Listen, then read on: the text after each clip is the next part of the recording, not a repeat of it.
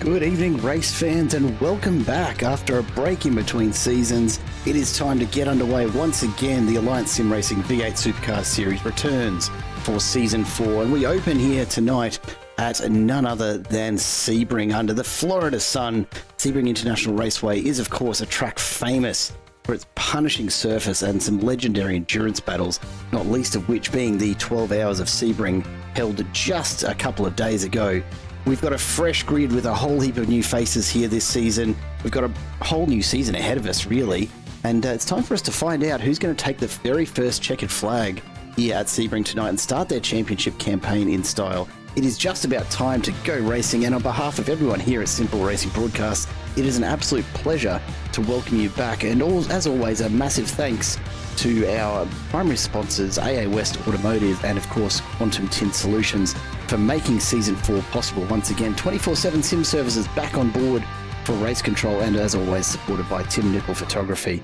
It is fantastic to be here. My name is Jared Cole, and I'm joined in the booth by none other than my esteemed co-commentator, Josh Harris. Josh, welcome back to the booth for a brand new season. How excited are you right now? Good evening, Jared. Thank you very much for having me. I'm very excited to be here. I just think that, another season of ASR is exactly what we all want and need. A couple of weeks off to get us refreshed and excited and ready to go. But what a better place to start. An incredibly challenging track in any car, let alone a V8 supercar.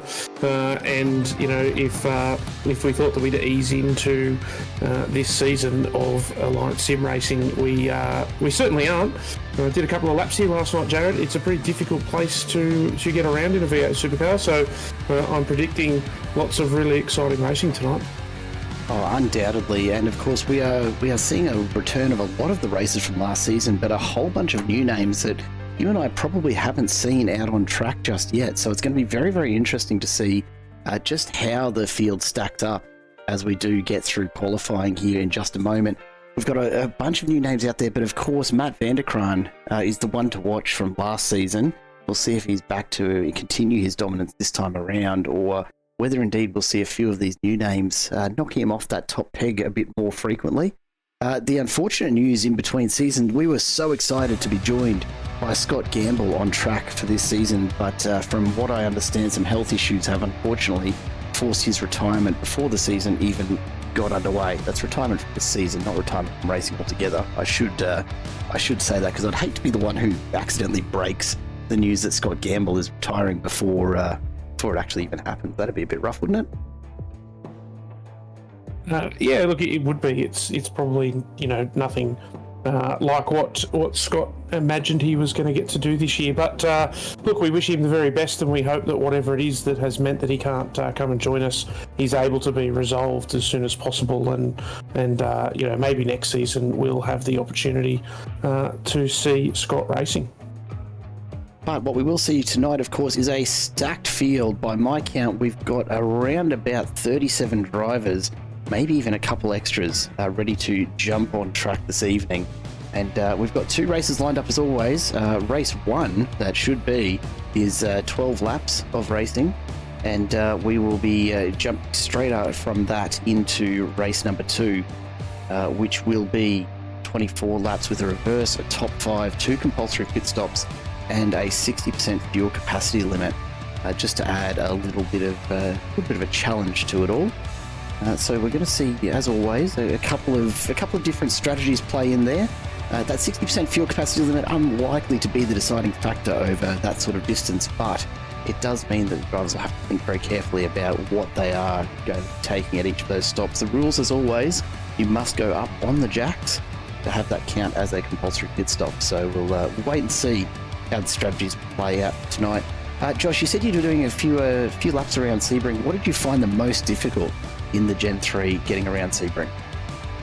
I think that this isn't going to come as a surprise to anyone who might be watching who is used to racing at Sebring, but definitely I think that the bumps are going to be what catches people out tonight. As you'll see from our images, we are on an old airfield. It's a pretty quintessential style of racetrack, and there is a number of incredibly bumpy corners, so being able to pull these cars up is always a challenge, and today or tonight is going to be no exception for our drivers. Throw into that a couple of really high speed corners where there's acceleration the whole way through them.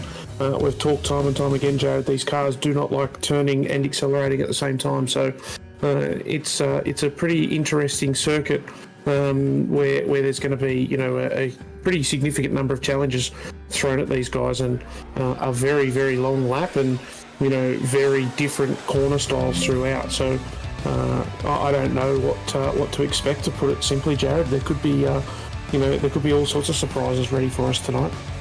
I mean, surprises are what we're here for at the end of the day, right? And I think, certainly with the range of drivers that we're going to be seeing here tonight, being a bunch of new names to you and I would be very surprised if surprises are not just on what we get. Welcome, of course, to Tim Lawson joining us in the chat. Welcome back, mate, for a whole new season. And a g'day to BG68. Look, apologies for the typo on race 1. It is indeed 12 laps for race 1. Race 2 is 24 laps. It is fixed setups, so the setups are supplied each week here by one of our racers, Jamie McKnight, who I don't know if I've actually seen. He is out on track at the moment, actually, for qualifying. So he does the setups each week, and all of the drivers do use the same setup. So it is down to driver skill and ability to adapt, really, to what they're given. On that note, I think it's probably, Mr. Harris, about time we went down and checked out some of the qualifying action. What do you say? Absolutely, mate. Let's go. Let's get into it, folks. Welcome back. It is Season 4 of the Alliance Sim Racing V8 Supercars series, and we are getting underway right now. We'll jump down to the track and see what's happening as our drivers make their way around. And you'll see that they're mostly on their outlaps at the moment, so we should start to see some times coming through shortly. But a bunch of new drivers, a huge number of entries from Velocity Racing Team. This is Jack Anderson that we're watching on screen right now. I think I counted about 5 entries from Velocity Racing Team. None of the names I actually recognise from any of our other series, Josh. So be very interested to see just what they bring to the table this evening. Yeah, I think it's probably one of the most exciting parts about a new season is, new names. Some of our dear friends have departed, whether that be for greener pastures or life just getting in the way. There's always people who are going to need to move on, but of course that just means that there's positions open up, and we get to see some new drivers and some new names, and maybe some new exciting racing. So I think you hit the nail on the head. Probably the best part about a new season is getting to see all these new drivers, and getting to know them and their style, and really getting to see what they can all do. Absolutely. Someone who's not new, of course, Jim Caperonis, we're looking at right now. Southern Cross Racing, a couple of entries from this team back in the field this evening, but sporting a significantly different livery, I've got to say, and we will check at the break to make sure we've got all of the latest ones updated. We've had some issues with trading paints. I don't know if everyone else is experiencing that around the world at the moment. Absolutely. So trading paints is entirely down, Jared, so I wouldn't be surprised if we get all sorts of weird and wonderful things tonight, unfortunately. Well, we can confirm, having a look at Jim Caperonis, that is the new Southern Cross Racing livery, and a massive departure from the all pink and fairly plain looking livery by comparison that he was sporting last season. Looking absolutely stellar tonight. And Caperonis out on track has just set the 5th fastest time, so he's got the pace to match the livery tonight. Let's see how he goes across the next couple of laps. Got a little while yet to go in qualifying, but that is a fantastic start to the Southern Cross Racing entry.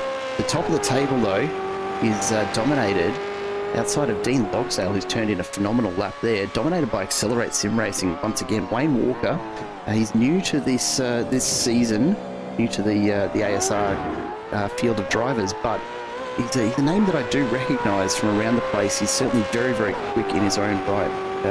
Does pop up fairly regularly in the top split of the official Gen 3 Supercar races.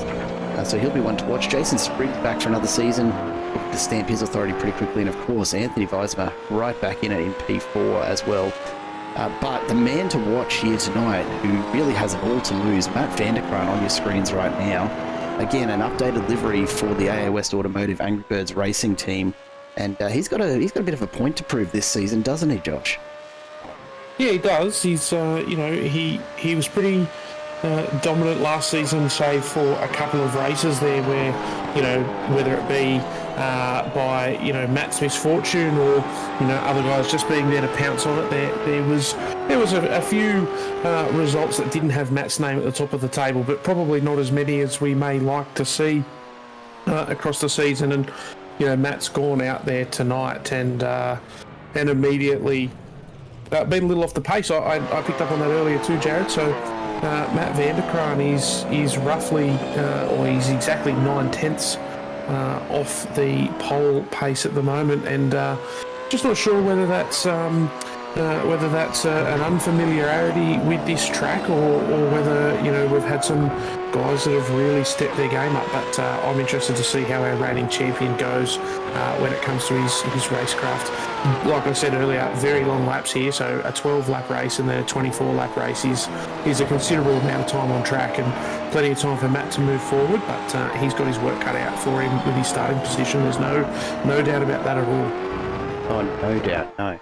And look, Vanderkraan being a second off the pace is pretty unusual, you've got to say. It's not something we're used to seeing, and it really does speak to the quality of the field that we're going to be seeing here this season. I am so pumped for it. Jamie McKnight we're watching right now under the Florida sun, and this new lighting model for iRacing. I've got to say, Josh, I'm a bit of a fan. It looks bloody fantastic.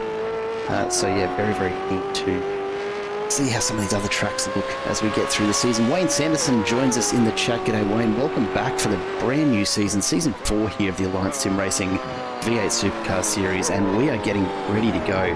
Alex Kiedis in the Old Mate and Sons entry now.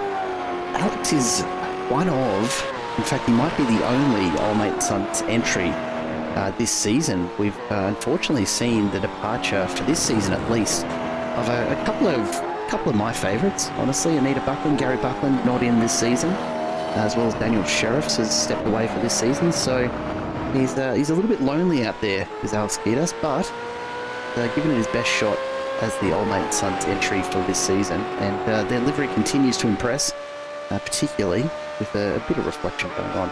I'm just going to admire this for most of the night, I reckon, Josh. It is a beautiful looking car, and you're right, it's a little sad to see some of our Old Mate and Sons favourites heading off, but of course that does give us the opportunity to welcome new names as well. And I think it's fantastic. We look at the top 10 tonight: Wayne Walker, Mark Poynton, and Jamie Dyke, Scott McCune, names that we don't see very often, but names that we know are fast. These are guys that have raced in other series and done very well, and now we get to see them come and test out their mettle against the guys at ASR. We know that it's a very fast field here at ASR, and for anyone who has come in tonight, it's going to be interesting to see how they go, because these are guys that would be considered some of the best. They're very fast, and they've done very well in the leagues that they have raced in. So they're up for the challenge, and maybe there's a little bit of a shake-up coming here at ASR.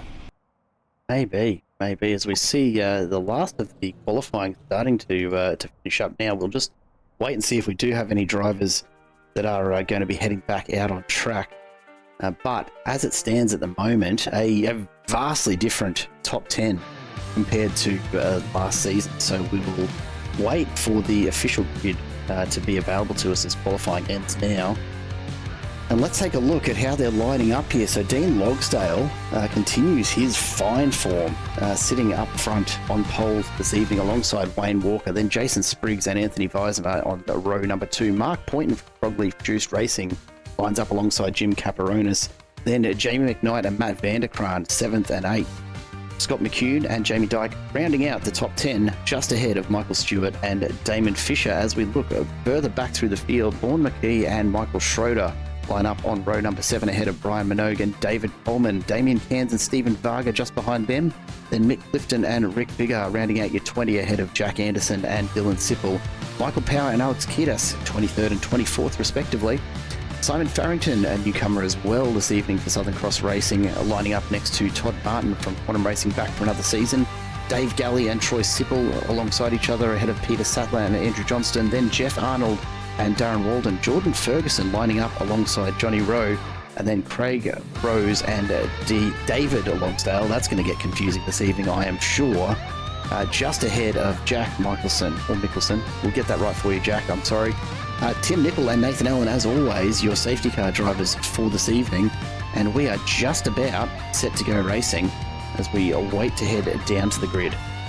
Josh, very, very different lineup this evening. Very different. I am seeing a bunch of names there that we haven't heard from, haven't seen a lot of. Still some names, though, that we're familiar with from last season who are putting in the pace. Dean Logsdale, he really didn't feature at the start of last season, but towards the end, really finding his feet in this Gen 3 supercar. What do you reckon? Is tonight the night for him to take out his first win?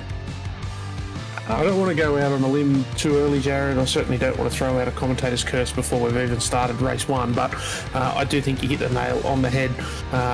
It feels like it took Dean a little while to get his head around this Gen 3, but he really came on strong at the back of the last season, and he started to show some signs that he may very quickly turn into a real powerhouse in this championship. Anything can happen tonight at Sebring. It is a wild track, lots and lots of bumps, long corners, huge braking zones. It's one of those tracks that demands just about everything, and getting through somewhere in the vicinity of 36 laps here, I don't think there'll be a single driver that doesn't make a mistake. So today or tonight is all about limiting those mistakes, in my opinion. And my hot tip: let's have a look at the first corner. Going from an incredibly wide front straight onto what is essentially an airport service road is always a recipe for disaster, and we'll see how these guys go in new people, new names around them. Can they get through that first turn in a nice, calm, orderly manner? That will be the question. We are just about ready to get underway. The final car's gridding up. Let's see how we go. We are under starters orders. This is race 1, round 1 of the new season here. Season 4 about to get underway. The final light comes up and we are green and we are off. An awesome launch from Dean Logsdale, keeping him ahead of Wayne Walker as they make their way down the main straight of Sebring for the very first time this season. A very, very clean start all around. And take a look at these Gen 3 supercars go, not holding back. This track probably in fantastic condition from the 12 hour. I'm expecting there'll be quite a bit of rubber laid down already as the field starts to sort themselves out. We're still side by side as we make our way through the first few turns here into the chicane. This is always dangerous as we come through for the first time. None of these drivers wanting to give an inch just yet, but from the field starting to sort out their single file. But further back, there is still a huge amount of risk for these drivers as they struggle to get themselves into position. Here we go, down to the back half of Sebring for the first time, and really nowhere near the sort of separation I was expecting by this point, Josh. These guys are going at it. This is race 1. It's only 12 laps. This is an absolute sprint, and we are expecting to see that all the way through. Yeah, we are. It's been fantastic to see these guys giving each other the respect that they deserve, and getting off the line neatly. We do jump quickly back here to a replay. That's an inevitable thing to happen, I think, on the first lap. Michael Power and Simon Farrington there. Yeah, look, it's a shame, but Sebring is one of those tracks that really does open itself to this sort of an incident.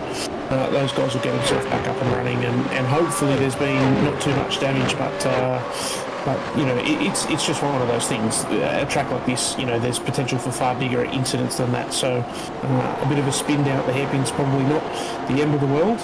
Although I'm sure that it's pretty damn frustrating for the drivers that are involved. We do see the guys now heading through Le Mans for the first time and onto the back straight, heading down to the famously named Sunset Curve, an incredibly difficult corner in any car, but especially these Gen 3 supercars. Any lock-up on the way in to the first portion of the corner will see you pretty heavily in that tyre bundle there at the bottom of the shot. So there'll be some nervous folk, no doubt about it, in these Gen 3 cars, just making sure they can get them around here.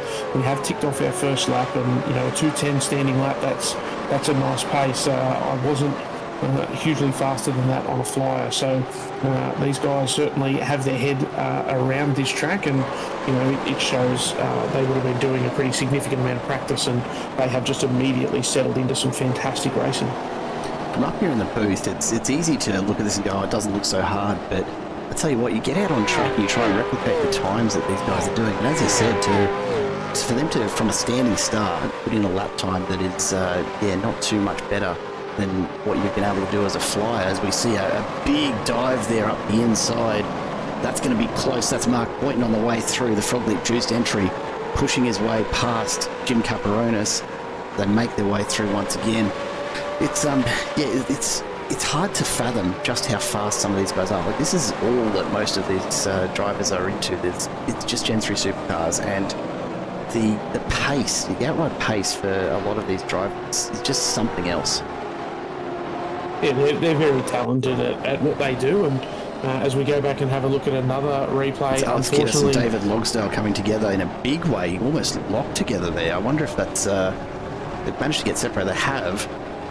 For a moment there, I was worried they'd done the iRacing thing and phased through each other or something like that. No, I think that's just a bit of a strange one, but they'll get those cars going again and then get back out there. It's a bit of a shame those guys were already fighting a fair way down the pack, so a bit disappointing for them to be involved in something and make their night even harder. But it's a long night. There's still plenty of time to go, and we do see one of the other Team AJR cars in Dean Logsdale out the front, so not all is lost for that team, that's for sure. No, absolutely not. As we keep an eye on Norm McKee right now, dropped 5 positions from the start, so not what he would have been hoping for, I'm sure, but very keen to make it up. He's been right on the tail of Brian Minogue for some time now. We see Spriggs set the fastest lap at 2:04.267. Absolutely flying. We're only 2 laps in, and already we're seeing almost qualifying pace, which is pretty damn impressive. As always, Jim Caperonis now looking to hold off last season's champion Matt Vanderkraan. So he's got him all over the tail at the moment as they make their way through that first set of chicanes once again. And I don't know if Caperonis can hold on here. Vanderkraan has just phenomenal pace. We know that from past races. It'll be a question of whether he managed to maintain as it takes a look up the inside. They come down towards the hairpin, just showing the nose a bit. That pushes Caperonis to defend a little. Now can Vanderkraan capitalise on the way out? There's not a lot of opportunity here at Sebring, despite being such a long lap. There's really only a few spots to pass here in the Gen 3s, Josh. Yeah, there is, but it's also one of those tracks that lends itself. There's lots of opportunity of corners that go the same way after each other, and the opportunity for switchbacks and things like that. So there's lots of opportunity.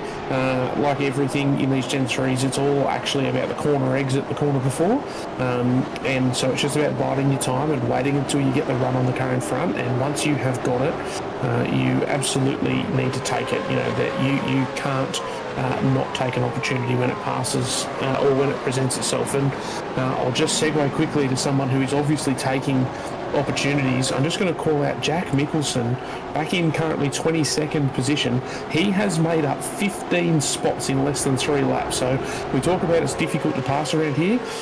Maybe we need to have a chat to Jack afterwards, because he has obviously worked it out. He has found the secret and he is applying it, that's for sure. Jamie Dyke unfortunately losing a whole bunch of positions there after running wide, and goes inside to go defensive and try and limit that damage and just get back into the pack. A little bit of contact behind him. Varga just ahead of Damien Cairns, who's made just a little nudge there on Scott McCune from Hypersonic Racing. This pack, though, carries on.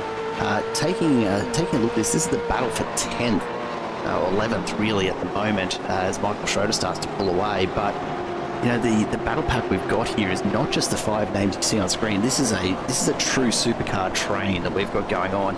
It's one of my favourite parts of the racing we see here with Alliance Sim Racing. These trains come along so often as we get through each of these rounds, and it's a delight to watch. It really is.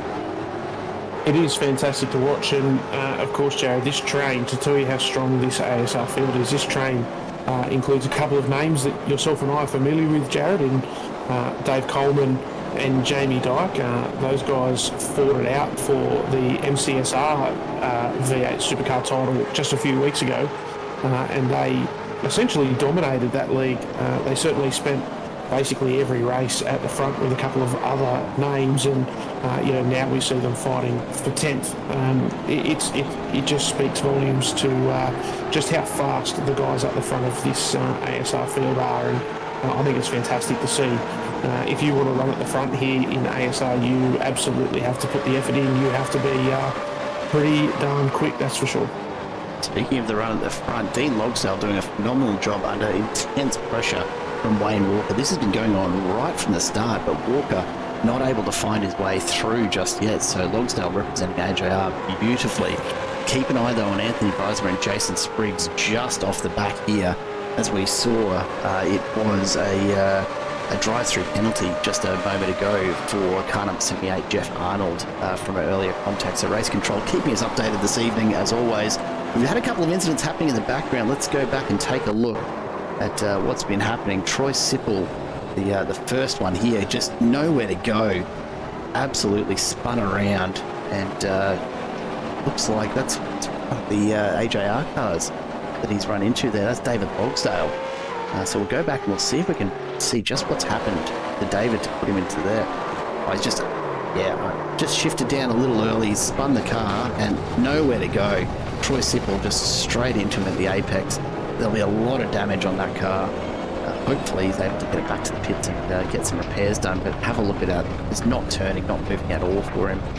So it doesn't look particularly promising, unfortunately, for David Logsdale, but Dean, no such issues, out in front still and holding off. There it is. There's the car of David Logsdale. I'm actually wondering if we're about to see our first safety car of the season. Waiting for confirmation from Race Control, not seeing it just yet, so maybe out of the way enough that we get away with this, Josh.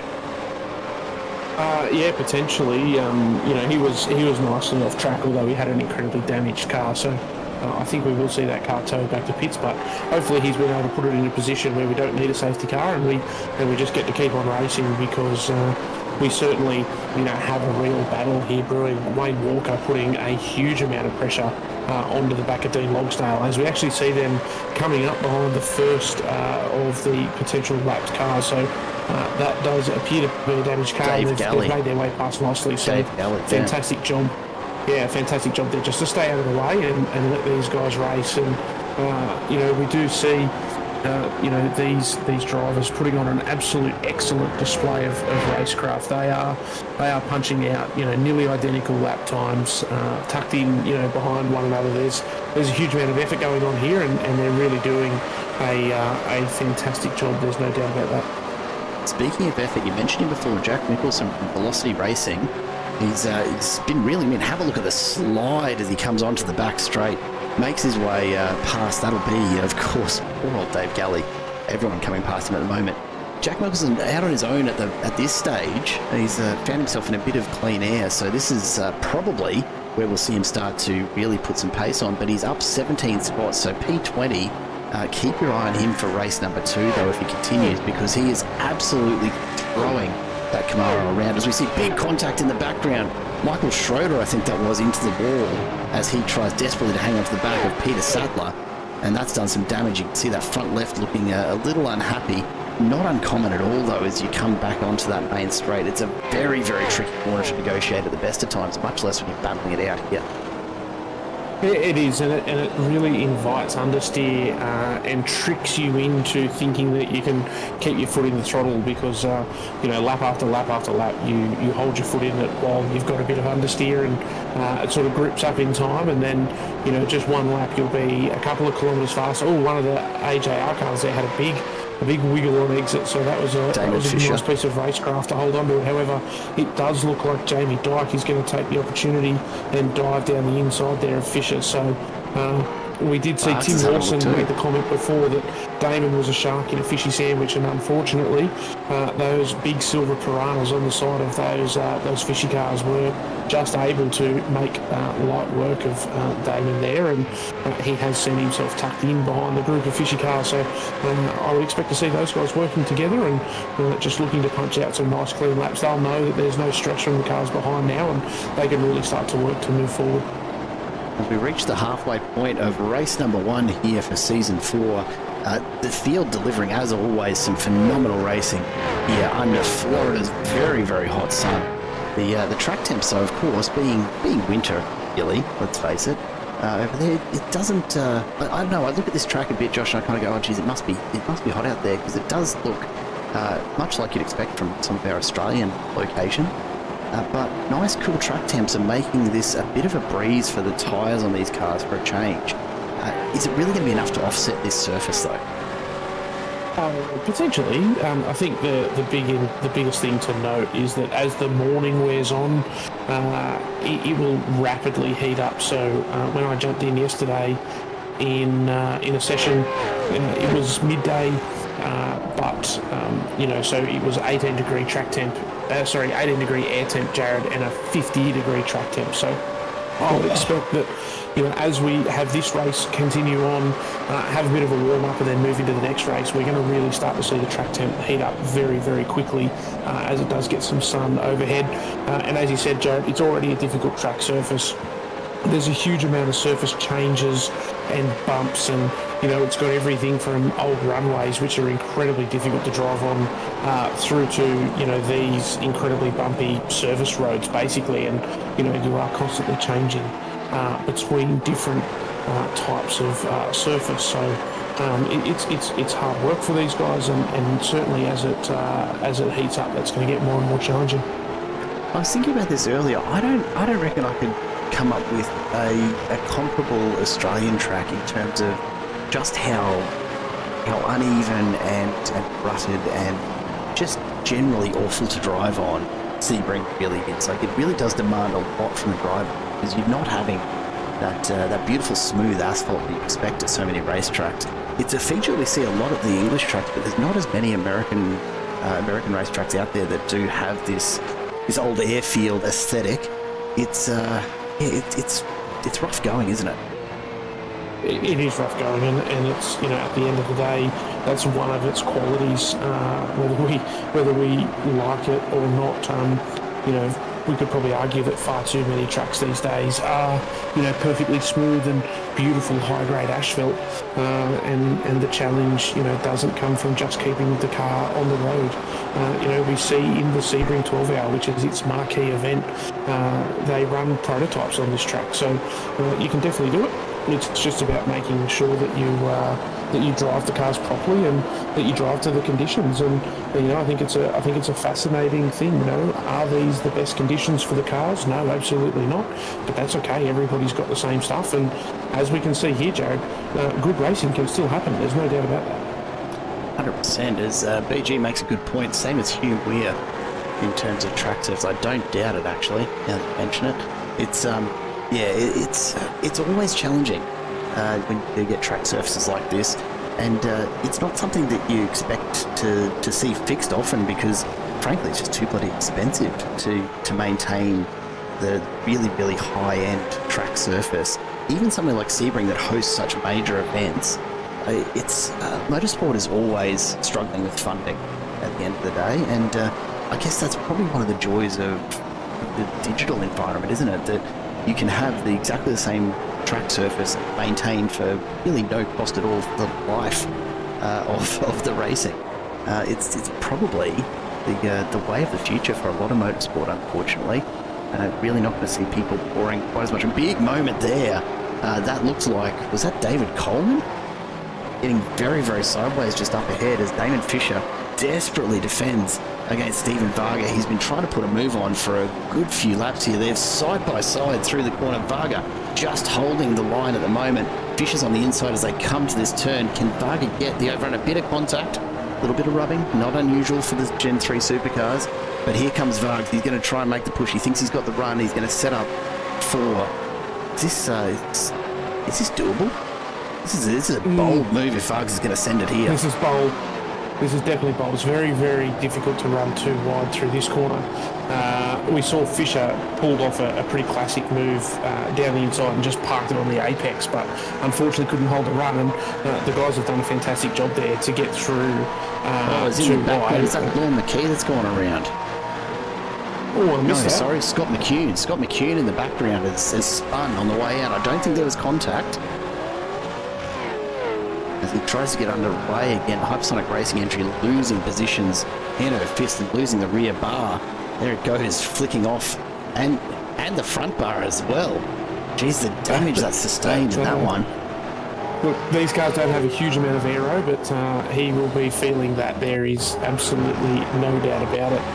Looks like he's just tagged that tyre wall on the way out, so the tyre wall actually sticks out there, and it's a wow. I don't know which fishy car that was, but that was incredibly close to high-speed contact. And what I was getting at there's a tyre wall that sticks out there at a bit of an angle, and it's pretty common. You run the car out wide, and you really do just sneak back in, and unfortunately there just misjudged it and tagged that wall and done himself a bit of a mischief. So there is only 3 laps to go to get home. He may try and putter around without his front and rear bar, but we'll see how he goes about it, as we do now jump straight back to the front, and we see Logsdale still holding firm from Wayne Walker and Anthony Visma. It's been a fantastic race, if not a little or suitably dull is probably the word that I'll use. I doubt that Dean Logsdale particularly minds a dull race out the front. No one does when they're leading, but these guys have been line astern now for the vast majority of this race, and really matching on pace. We do see them coming around the last corner again, and as they cross the line, we'll have a look at their lap times. And look, not the fastest lap times in the world, but what's incredibly impressive, 2 minutes 4.7, 2 minutes 4.7, 2 minutes 4.8. These guys are incredibly closely matched, and what they're doing is punching out ridiculously consistent laps, and they're able to race together. But it's fantastic to see Dean having a good race, and he's hanging out there out the front, so he'll be working hard. We do now, of course, have a quick squiz back at the fishy cars. Certainly something that we're used to seeing from other series is, a number of fishy cars in a row. One thing I know about this team, Jared, they are incredibly competitive.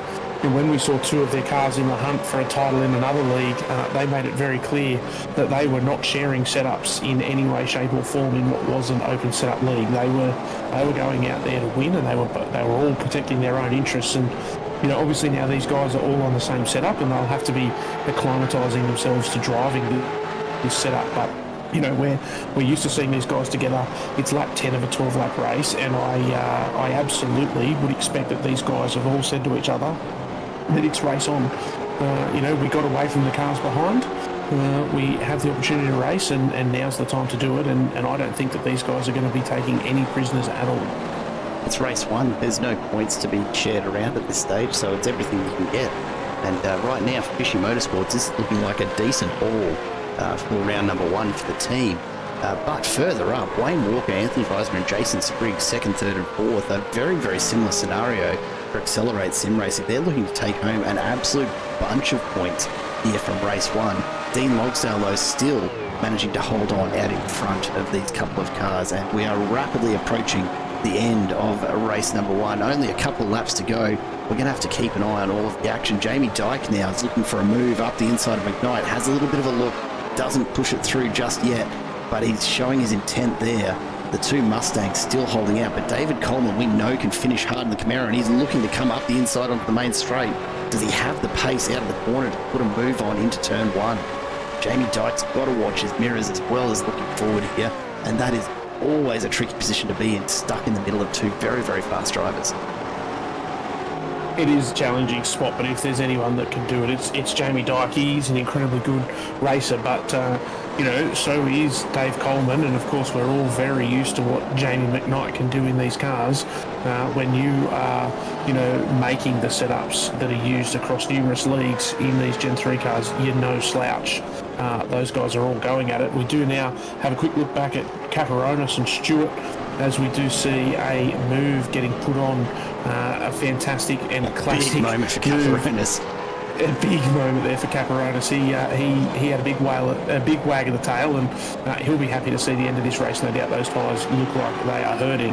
As we jump back to the front, that has closed right up. Wayne Walker, he has had enough of racing nice. He's had enough of sitting back and letting Dean Longstaff lap, and he knows now he's got about a lap and a quarter to go, and he's absolutely ready to make his move. So he's going to be setting himself up here as we head into Le Mans, making sure that he gets a good run and trying to get the draft down that long back straight. But Dean Logsdale, he's had a fantastic run on the way into Le Mans, and he's just clawed back, another couple of tenths, and he gets out the other side of that corner and sets himself up on the back straight with, 3.5 tenths, but we do see that coming down, so the slip is definitely working, and Wayne is doing everything that he can to drag Dean Longstaff back, but it's not going to work this lap, but he'll set about it. He's got one more chance, one more lap, and he's just going to close up, and don't think that just because these guys have ran together for 11 laps now that's it, and that's where we see. As we do see the white flag is out, we start our last lap. I don't know about you, Jared, I don't think that we're finished yet. No, absolutely not. We saw Walker trying to put a big move on in the last lap, and he's going to push for it here again. He's got to keep an eye in the mirror, though, because Anthony Weisman is right there, threatening. The 3/10 gap that Logsdale has over Walker right now is echoed only by Anthony Weisman right behind, and he'll be looking for the slightest of mistakes as Wayne Walker starts to push hard on this final lap in race one here tonight. We're seeing a few changes in position further back in the field, but we are going to stick with this one right through because Walker has everything to gain here. We're coming down to the hairpin. This is a great opportunity. Weisman has a look up the inside. Can't see it at this stage, but he's just poking the nose out, threatening at the moment, making sure Walker's watching his mirrors as Dean Logsdale continues around. There's a little way to go yet, but we hang on down the back. Weisman's just dropped away a little there. I don't know if he's just setting up, but look at the distance between Logsdale and Walker. Nothing in it. This is where Walker closed the gap up last lap. Has he got something in mind here? He's definitely stronger through here, so we've got to see the same thing here for Dean as he does. He gets it in nice and tight, and he gets the drive off. Now this is where last lap Dean was able to pull himself a bit of a lead, and he just escaped. Now we've got this really fast run into Le Mans. We'll see how he goes through here. He's done a very similar thing. He's pulled himself out a little bit of a gap. He's just got to get through this corner now and make sure that he gets onto the back straight with enough of a lead that Walker's not able to pull the slip. But these guys are much closer now. Big moment for Walker. Although there was a big moment there for Walker, so I think that's it. It's all over. However, he has slipped into the clutches of Weisman now. So Weisman pulls out of the slipstream. Being teammates, we just see there Weisman pulls out of it.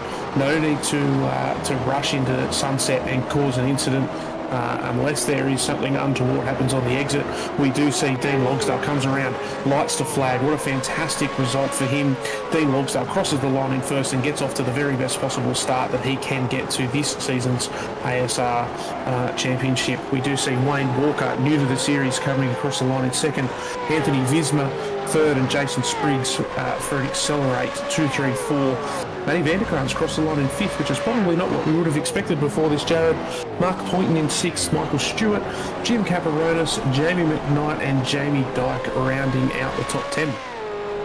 Huge shout out here, of course, to Jack Mickelson, up 18 positions, finishing in 19th. That is a huge drive. Keep an eye on him for race number 2. We see the last of the drivers making their way across the line. Scott McCune finishing in 22nd.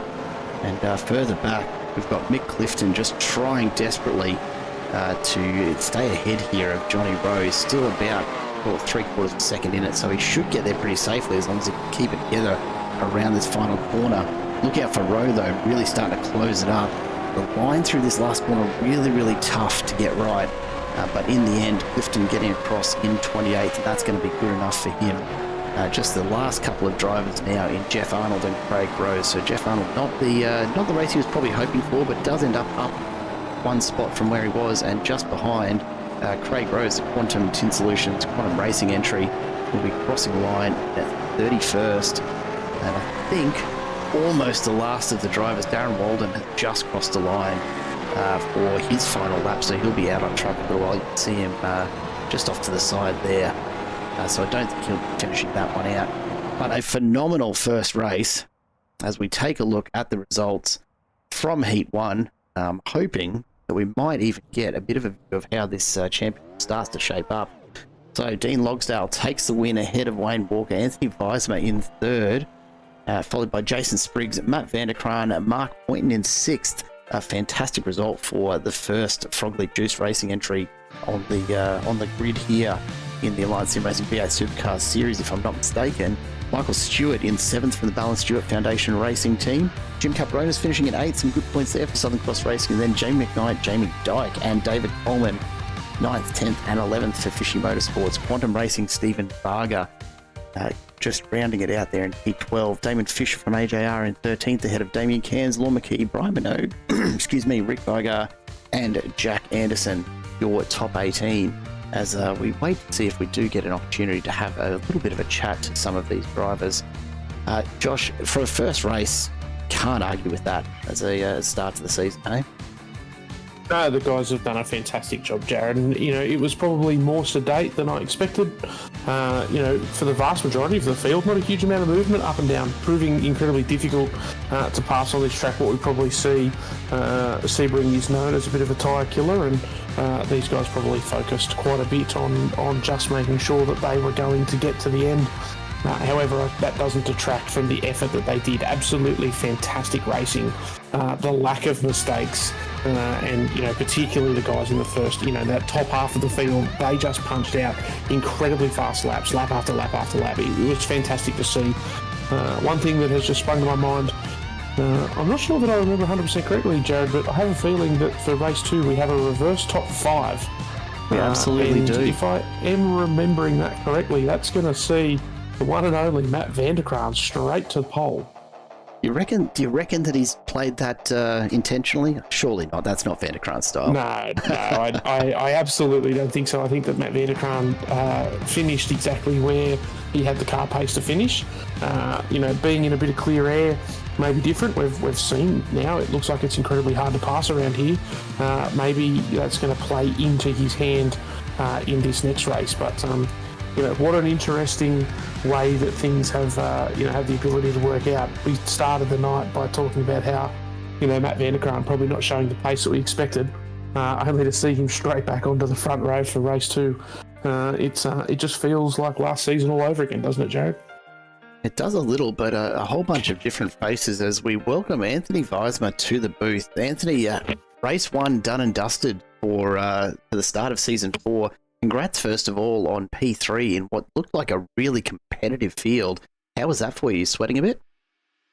Yeah, I am actually. But no, it was nice to get the cobwebs out for a new season, and I was actually pretty comfortable there. And I just thought I didn't want to harass my teammate Wayne too much. I let him concentrate on seeing if he could get the lead, and it was a good race. Yeah, absolutely. We did take note that you were probably not pushing as hard on him as we'd ordinarily expect, but certainly not giving him all that much room. I thought you were going to put the move on there for a minute, mate, as we got into that last lap. But in the end, a stellar stack of points for Accelerate Sim Racing, with second, third, and fourth all wrapped up there. Always good to know, like, how much practice goes in ahead of round 1 here. How many laps of Sebring did you put in ahead of tonight? Well, I've done probably, I do at least a couple of hours a week, and then the weekend, Saturday night, Sunday night, or something like that. I've probably not got much of a life, so I get on the sim, and that's how I spend my Saturday nights, mate. Mate, it's not a bad way to go. It's cheaper once you've bought it all than a regular Saturday night, isn't it? No, it's good. It's good. It keeps you out of trouble too. And I didn't really want to have a go at Wayne because my teammate Jason Spriggs let me know how he felt on the first lap about me hanging him out there. So I was a bit careful for the rest of the race.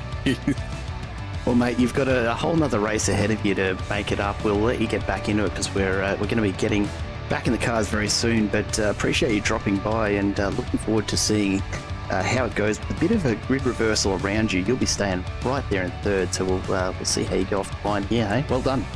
Yeah, perfect. Thanks very much. Cheers, Anthony. Anthony Weisman there taking out P3 in race number 1, and Josh. Yeah, look. It's always funny, isn't it? You get a bit of team racing going on, but the red mist descends and you sometimes forget that you're wearing the same livery. It can happen. It can happen. Ask me how I know later. Look, at the end of the day, we're teammates in this game, usually because we're mates in real life. We're not out here getting selected for teams and paid a huge amount of money like people in the real world. So normally we actually get on very, very well with our teammates. And the reason that we race together is because we, enjoy each other's company. But the reality is that races are races, and you can tell me all you want that I should respect my teammate, and I'll give them a little bit more leeway than I would other people. But at the end of the day, the first person that you want to beat is actually your teammate. A good result after that's great, but you'll defend your heart out to not let your teammate pass. I'm here to tell you. Yeah, look, it's one of those things, isn't it?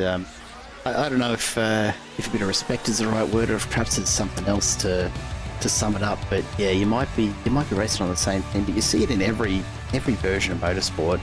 There's no holds barred a lot of the time between teammates, and it's just part and parcel of the fun of it. Ultimately, the joy of racing here, of course, is that it's not as expensive if you do come together with a teammate. The mechanics don't tend to hate quite so much. As we take a quick look at the grid for race number 2, Matt Vanderkraan will be on the front row, of course, with the reverse top 5, alongside Jason Spriggs. Anthony Weismer stays in third, and Wayne Walker and Dean Bogsdale 4th, 5th. The rest of the field will be starting as they finished in race number 1. We'll go down to the grid in just a moment.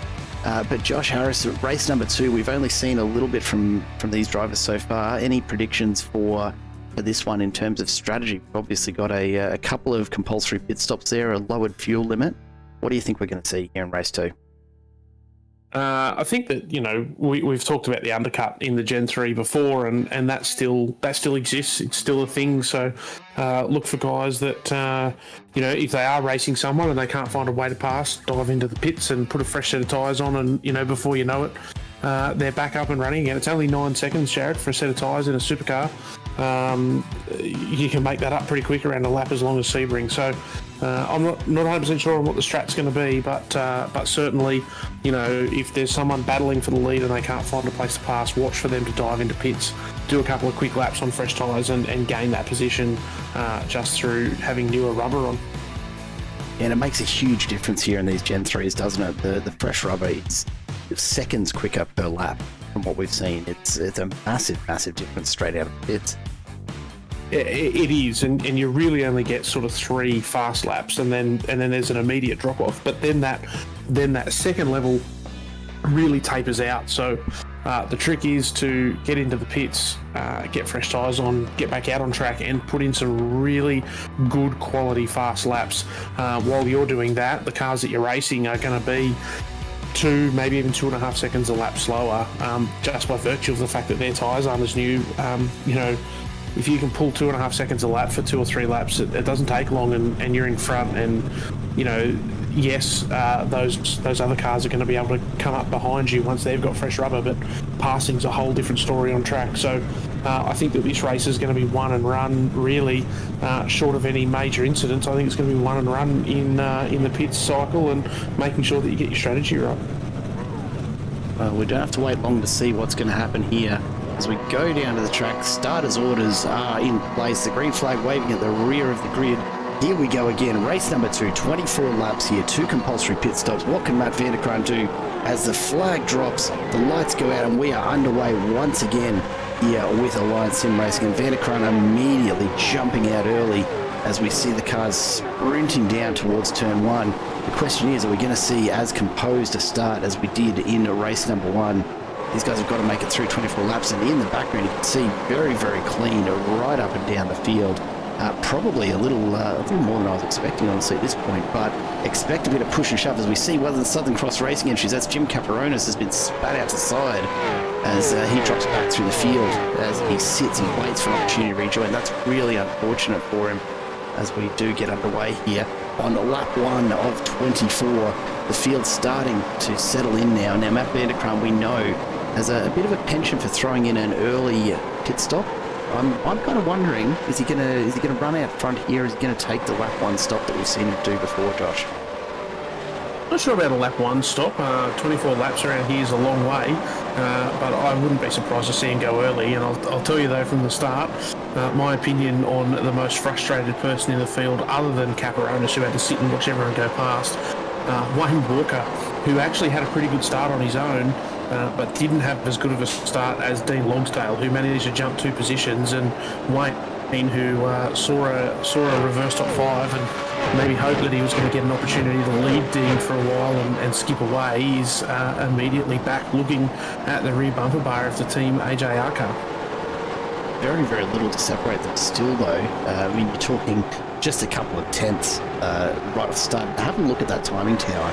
There's just no gaps anywhere in this field. We're not seeing any movement just yet, but plenty of close battles going on. Dylan Sippel here, right on the tail of Rick Vigar. So the two sponsor teams, Angry Birds Racing and Quantum Racing, going at it. A bit of a change to the Angry Birds livery this season. I'm noticing a lot less blue, a lot more red, maybe a sign of a bit more aggressive driving, and that's certainly what we're seeing from Vigar as he goes very, very wide, just pushing a bit hard. They come together, contact from Sippel, and side by side they go. But in the end, Sippel gets out ahead. That's Dylan Sippel, of course, not his father, Troy, who finds himself a little further back in the field right now as we see the first pit stops happening. Dave Coleman in the fishy car is absolutely tumbling down the order, so he's now all the way down to 33rd. I'm not sure what's happened. He's gone into the pits. Dave Coleman, he's taken the early pit stop, so he's employing the strategy. Lap 1 pit stop's the way to go, it seems. Very interesting. Very interesting. I do apologise for not realising that that's what it was. I just saw the name tumbling down through the order, and I really didn't expect it to be a pit stop on lap 1. We'll keep that in the back of our mind, Jared, and see how it goes.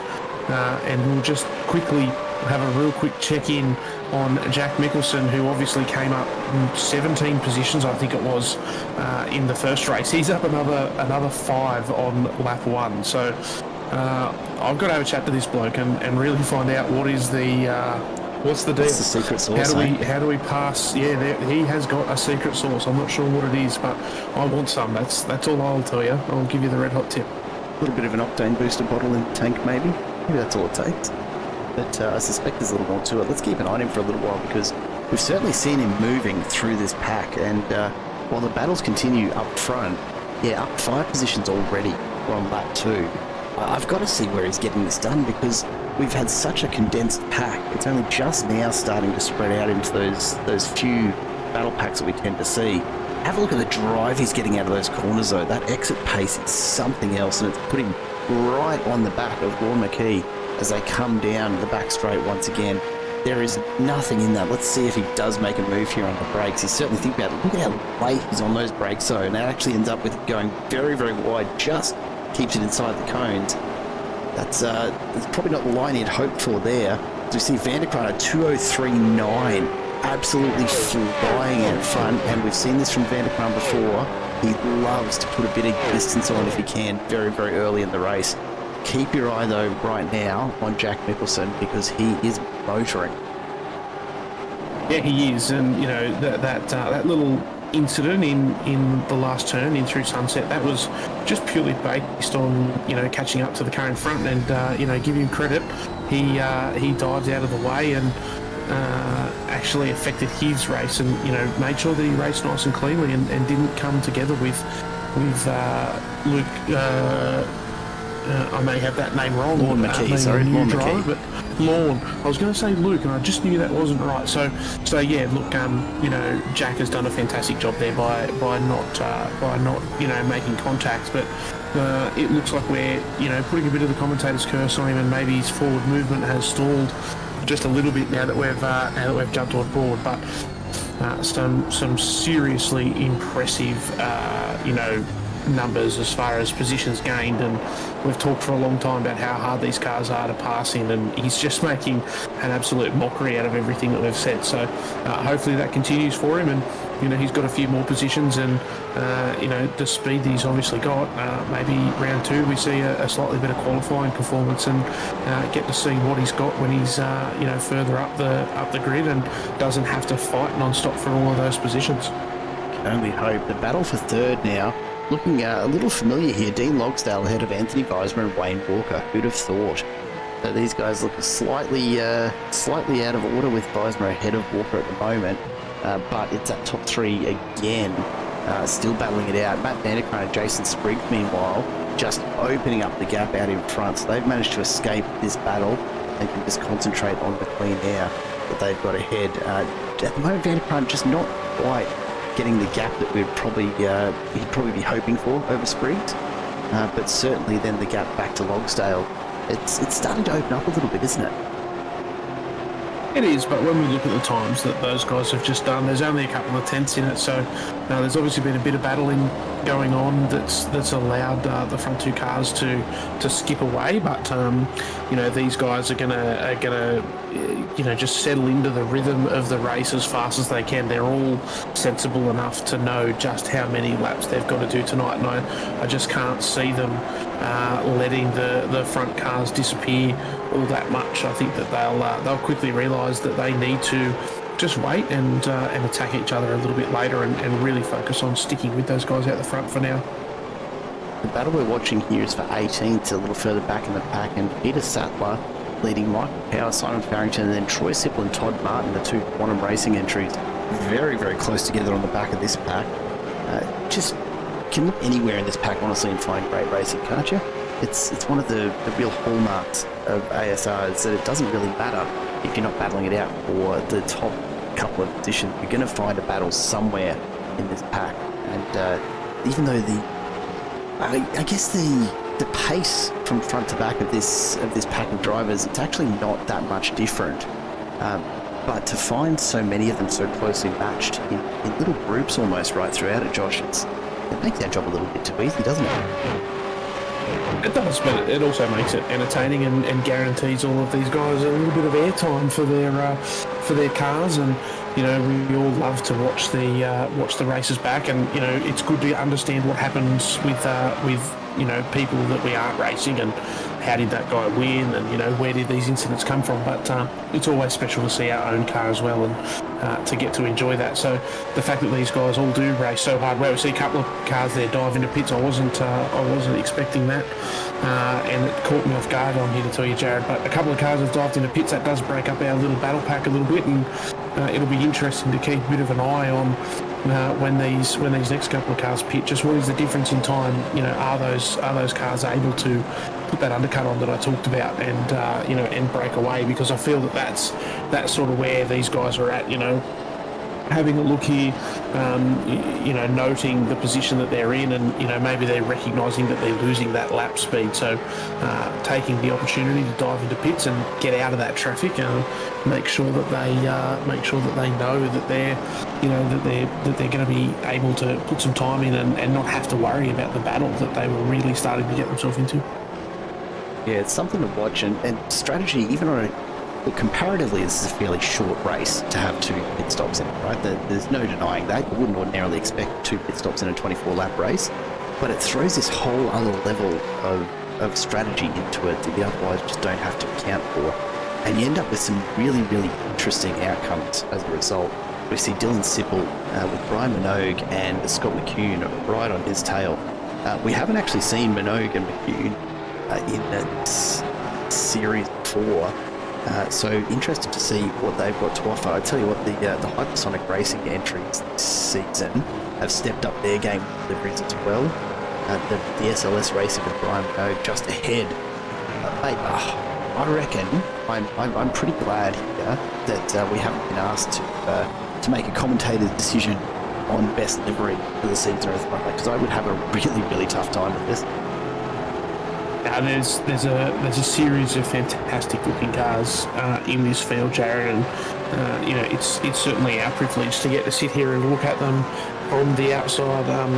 These guys put in, whether it be time or money, they put plenty of it in to make sure that their cars do look fantastic.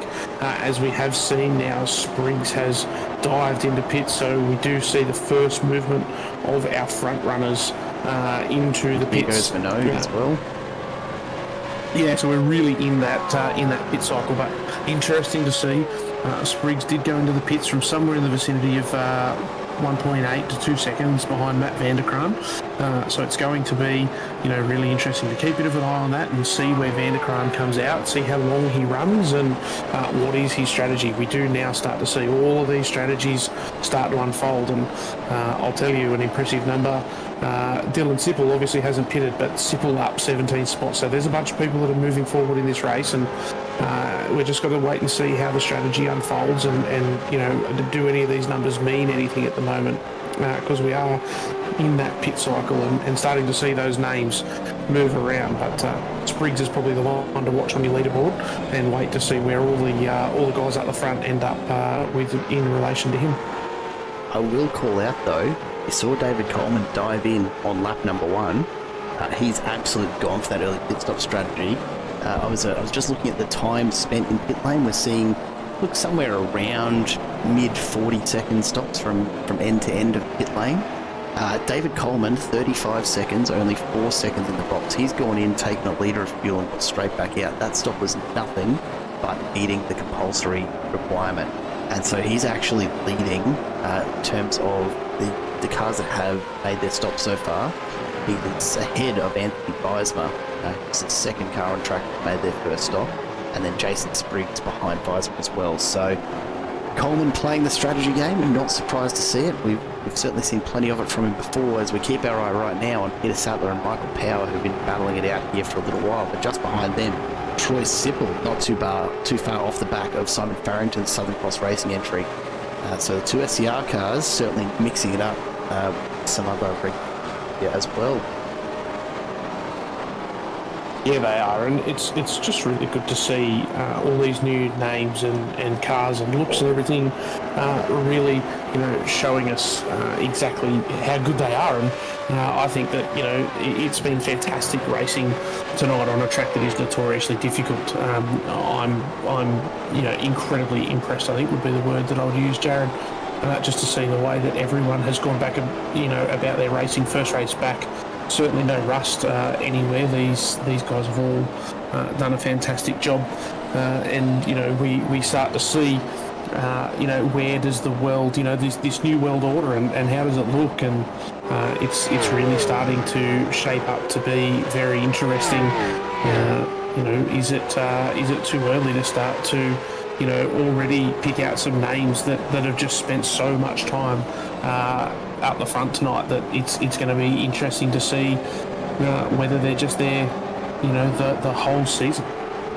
Absolutely, it will be. And speaking of names we recognise, Luke Orman jumps into the chat. G'day, Luke. Welcome back to the coverage as we watch Simon Farrington, the Southern Cross Racing entry, stuck in the middle of the two quantum racing entries. Troy Sippel put a fantastic move on him coming out of that last turn and picked up the spot. So Sippel up into the top 10 now. Todd Martin looking to repeat the same, just hanging on the back there. And this little battle going on between the three of them. Probably the closest three cars on track right now as we are getting through those first pit stops. Just about 2/3 of the field having completed their first stop already. So still another stop beyond that to get in there. And it'll be really interesting to see what happens for the likes of, say, David Coleman, who's actually just had Anthony Weismer come past him. So he's been getting tracked down for a little while by Weismer, but Coleman just not having the pace. We'll go back and take a quick look at where he's made that happen. So this is Weismer. It looks like it might have been a mistake from Coleman, not carrying the pace you'd expect there. And that's been enough for Anthony Weismer to make his way through. So probably the effective leader right now, Anthony Weismer, as we wait to see what happens with Matt Vanderkran, who's currently maintaining that 5-second lead over Dean Logsdale. Both of those two front runners, though, need to pit as we see Sattler, Farrington and Caperonis all go into the pits as these drivers make their way past. And really starting to spread out a little now, but the drivers that have made their stop, you can see how quickly they get compressed up again as they do come in and out of pits. And Anthony Weismer, look, he's certainly not comfortably in front of the rest of the cars. We see Spriggs and Walker right behind him, his teammates right there along for the ride. It's going to be hard to not imagine a couple of positions on the podium being taken up by Accelerate again here in race number 2. If you throw enough cars at this field, Jared, you're bound to get a few podiums. And you know, when I look down the list, there's certainly plenty of them here.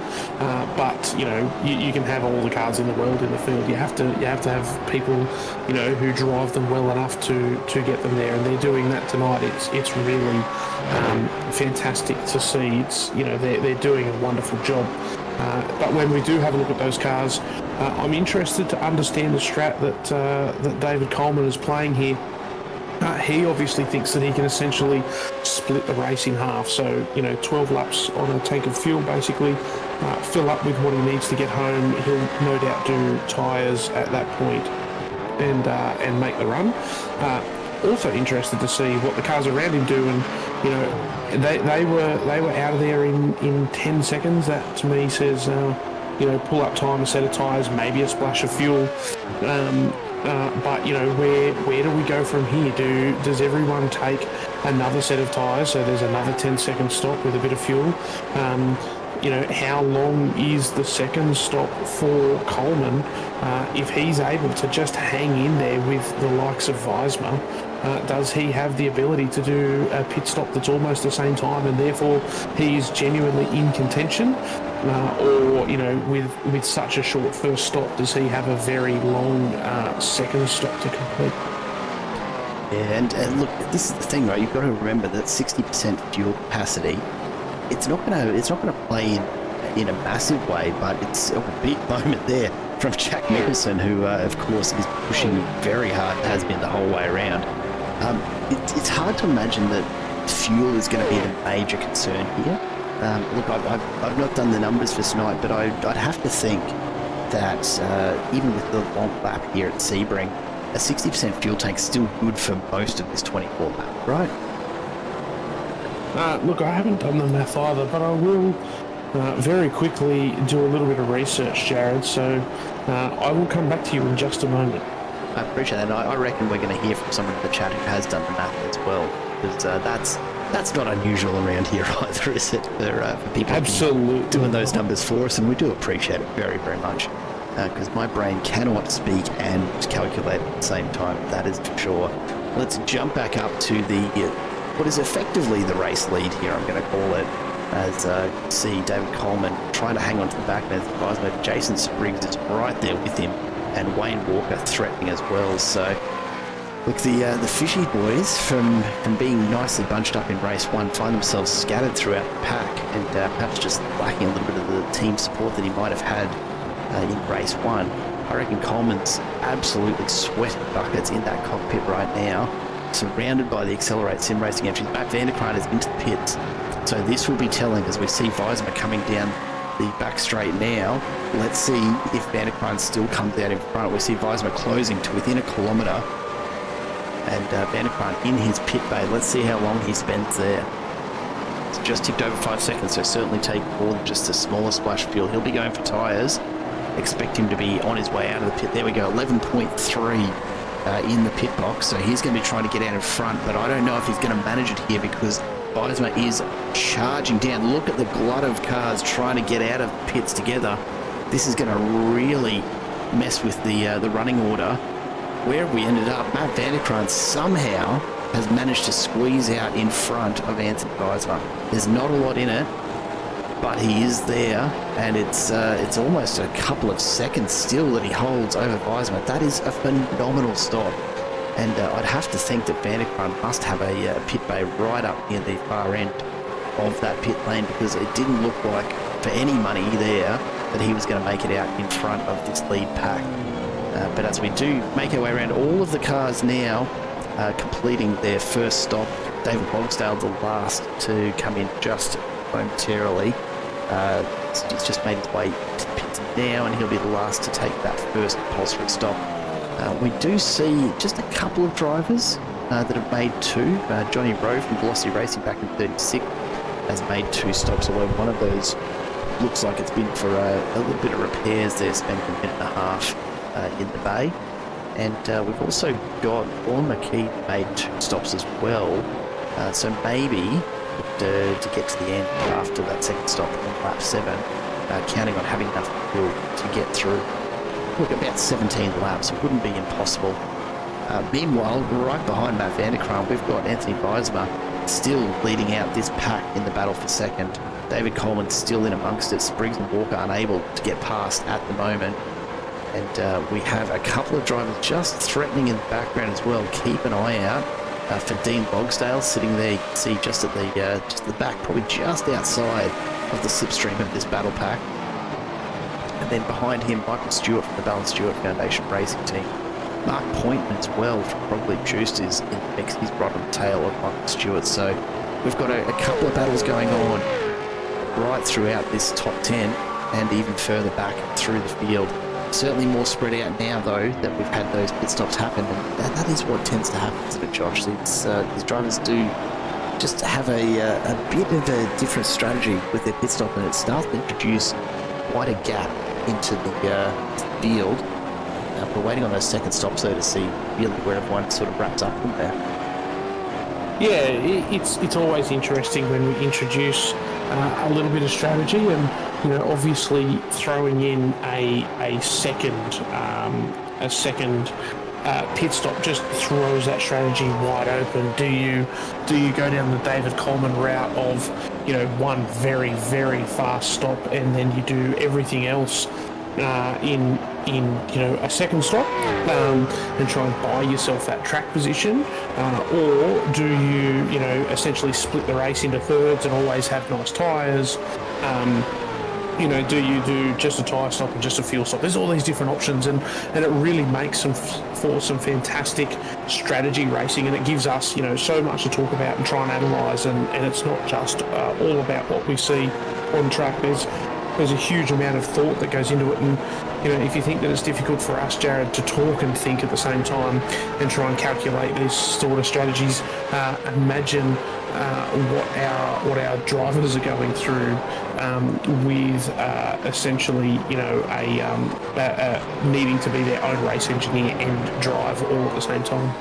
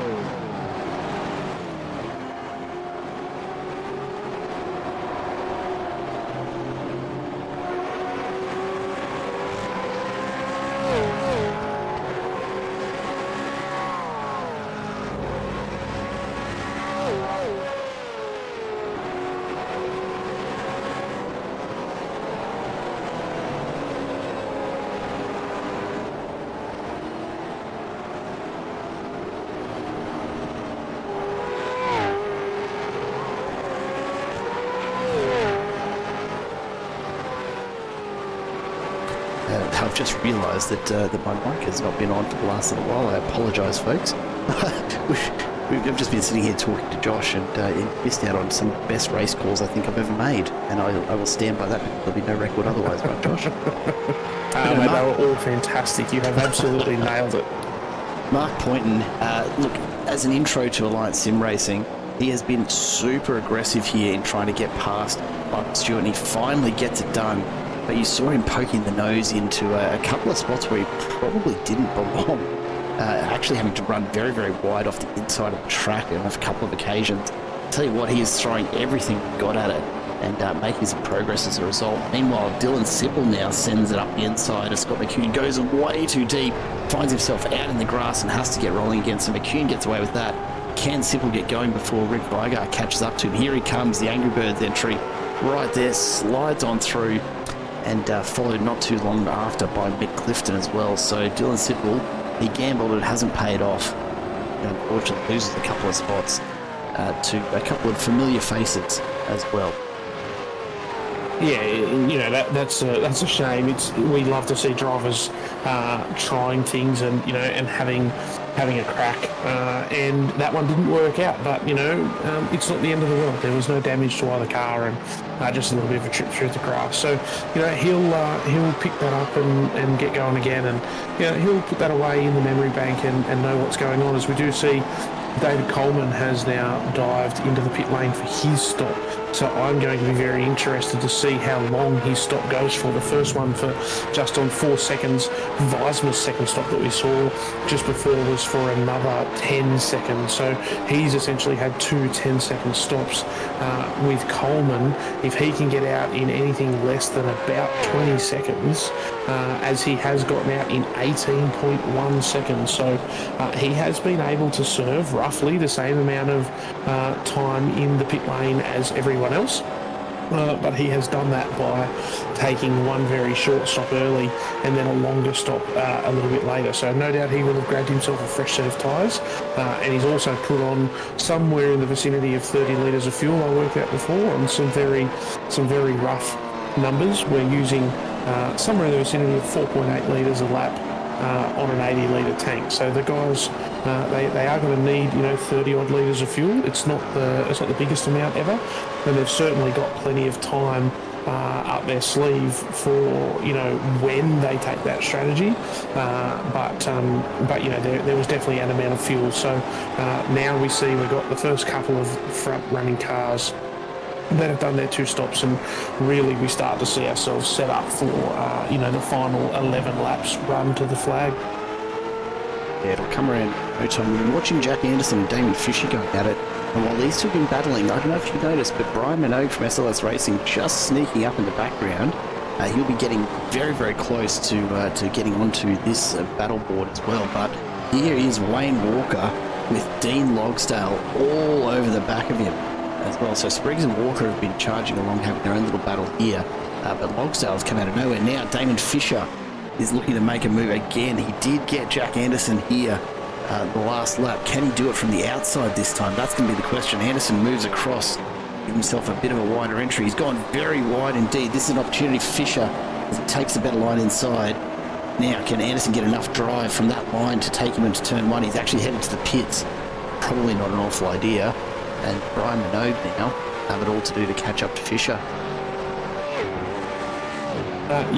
We see an interesting line there. I do just wonder whether that was by design, noting that he had a car behind him. It's quite a difficult pit entry. You've really got to slow up during that final sunset curve, and he might have just decided that it made more sense to let that position go and be safe on entry and avoid an incident. But who is to know for sure? And all's well that ends well. He's dived into the pits, and speaking of pits, we have seen Logsdale complete his pit stop, and he is now back out on track and somewhere in the vicinity of 6 or 7 seconds behind Visma. So Logsdale does have a bit of work to do to move forward and try and grab a couple of spots back and get himself on the podium for this race. A bit of work yet to come. Speaking of putting in work, we haven't checked in with the bloke all race because he's just been out on his own in front. Matt Vanderkraan, almost 8 seconds ahead of Sprigg right now. This is classic Vanderkraan driving. Look, I'll be honest, I'm surprised that he's not doing the old Brocky arm up on the windowsill and driving with one hand. If I'm honest, this just feels all too easy. And for every bit that Matt potentially struggled in the first race, being in traffic, he is absolutely out in his happy place at the moment, and his happy place is all on his own with nothing but clear racetrack in front of him. Yes, he's putting in work. He's doing some amazingly fast laps, but he is doing a bloody good job, and he's he probably deserves the praise that he's getting at the moment. I tell you what, Jack Nicholson is going to be one to watch here. He's just moved past Peter Sattler in the AA West Automotive Angry Birds Racing entry, so into 19th spot now for Nicholson. He didn't qualify for race number 1, and I've got to wonder, have a look at Sattler though, just side to side behind, trying to throw him off. You've got to wonder where he might have been had he managed a qualifying time this evening. I'm not actually quite sure why it didn't happen, but look at how wide he's going on that final turn. That is right out to the edge of the track. You can see the car bouncing around. Sattler not prepared to give it up just yet though. He's looking for an opportunity to take that back. Thankfully they're getting past before all of this traffic, and have a look. The number of cars just coming out of the pit lane. Fisher, McCune, Sipple, Jordan Ferguson all in there at the moment, so plenty of cars getting their second stops in. Right now, Anthony Weismar is really the leader of those cars that made a couple of stops and have completed their compulsory component. But still plenty of distance to go. So Weismar sitting officially in 7th right now, but you know that of course the drivers around him yet to make their second stop, with the exception of Wayne Walker, the fluoro green wheels and mirrors on that accelerate entry as it makes its way past Dylan Sipple, and now looks to track down Rick Vigar, the team owner, I suppose we call him, of Angry Birds Racing. Yeah, Walker has got some pace on him, doesn't he?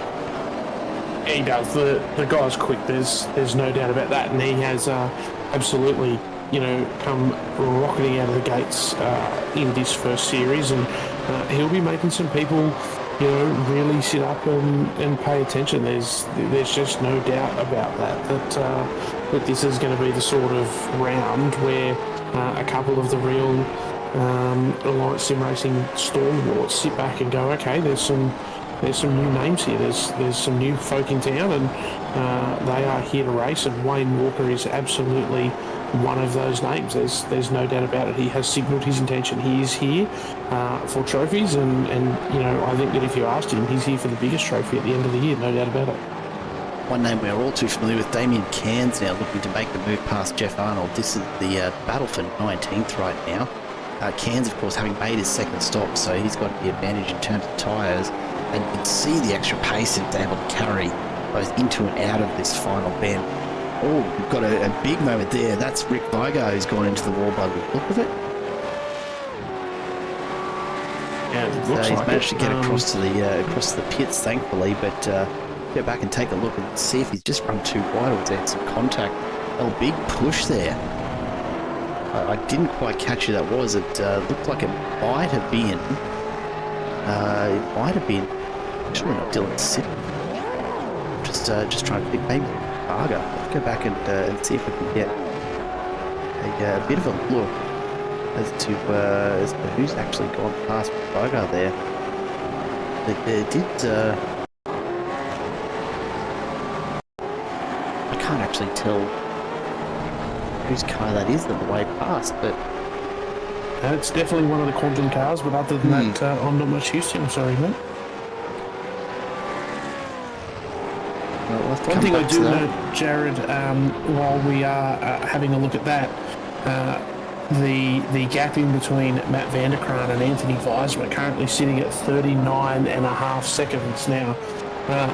When you were mentioning transit times a little bit earlier on, the magic number seemed to be 38 to 40 seconds, including your stops. So Anthony Weismar is absolutely in with a shot here, provided that Matt Vanderkraan has a full length stop to take, and it's going to be very interesting as we finish out this race. I do note though that it does appear that Weismar's just in a bit of traffic, maybe struggling a little bit with the cars around him, because even though he is on those newer tyres and has been able to complete his second stop, he is still lapping frequently slower than Matt Vanderkraan. So the joys of being out the front in the clear air should not ever be misunderstated. It's a fantastic benefit for Matt Vanderkraan, just being able to be all on his own and turn laps without any pressure from anyone around. Speaking of the lack of pressure from anyone around, this is Mark Point, Rockland Juice Racing entry. all on his own, doing his own version right now of the Vanderkran approach. 14 seconds back from Vanderkran, and about 26 seconds right now ahead of Anthony Weismer. I've got to wonder if Poynton might be in with a shot here. He's going to have a very, very quick stop going to do it. But yeah, it's a big question. It was Dylan Sipple that made contact with Rick Igar, and he just received the drive-through penalty for that incident. So he'll be dropping into the pits shortly to do that. I'm sure that's making his way around. It's him on screen right now with Troy Sipple just ahead of him, Todd Martin just behind him. So the 3 quantum racing entries will be split up, I'm sure, at the end of this lap as Dylan goes to take that penalty. Meanwhile, behind Todd Martin, here comes Jack Nicholson. Look, a long way back in the pack still. I think he's going to be one to watch. I don't know. We'll see how it plays out, but he may not get the points tonight, but certainly with a bit of qualifying, he's going to be up amongst it. Looking at his best times, though, still a fair way off the top end. Vanderkran into the pits right now. Let's keep an eye on those front two, because Mark Poynton's coming as well. So this is Anthony Weismer. Keep your eye on that pit notification down the bottom of the screen. Vanderkran is in his pit box. Let's see how long he's actually staying in there for. He is staying in there. Yeah. That's about what we'd expect. So, somewhere in that vicinity of 10 to 12 seconds. Matt Vanderkran will be right at the very front of the pit lane for this race. So he would be, out on track already, but he has to get up to speed while these guys are already going flat out. So it's going to be close, but I do think that he's going to hold it, and actually by a reasonably comfortable margin, Jared. That is surprising. A long way out in front, absolutely. Still retains 5.5 seconds with 6.5 odd laps to go. That is a pretty decent gap that he's going to hold. Fresh tyres, so really for half of these laps he's going to be at absolute top pace. I'd be expecting to see a couple more 203s from him before the night's done. Yeah, and just behind, Wayne Walker has just put a move on Anthony Weismer. Spriggs in there as well, so Spriggs has absolutely now got the foot down. He's put himself on the right side of the track, and he's actually been able to get that move done. So these 3 guys have all just had a little bit of a swap around in position. Wayne Walker's jumped up into 2nd position, so he's done a fantastic job in a reverse grid race, having come 2nd in race 1, to be able to get back there and grab 2nd again for race 2 with only 6 laps to go. So he's going to be in a hurry now to break the cars behind and get himself a little bit of a gap. I do not believe in any way, shape or form that he's going to run Matt Vanderkran down short of a mistake from Matt Vanderkran, which is just something that we don't see.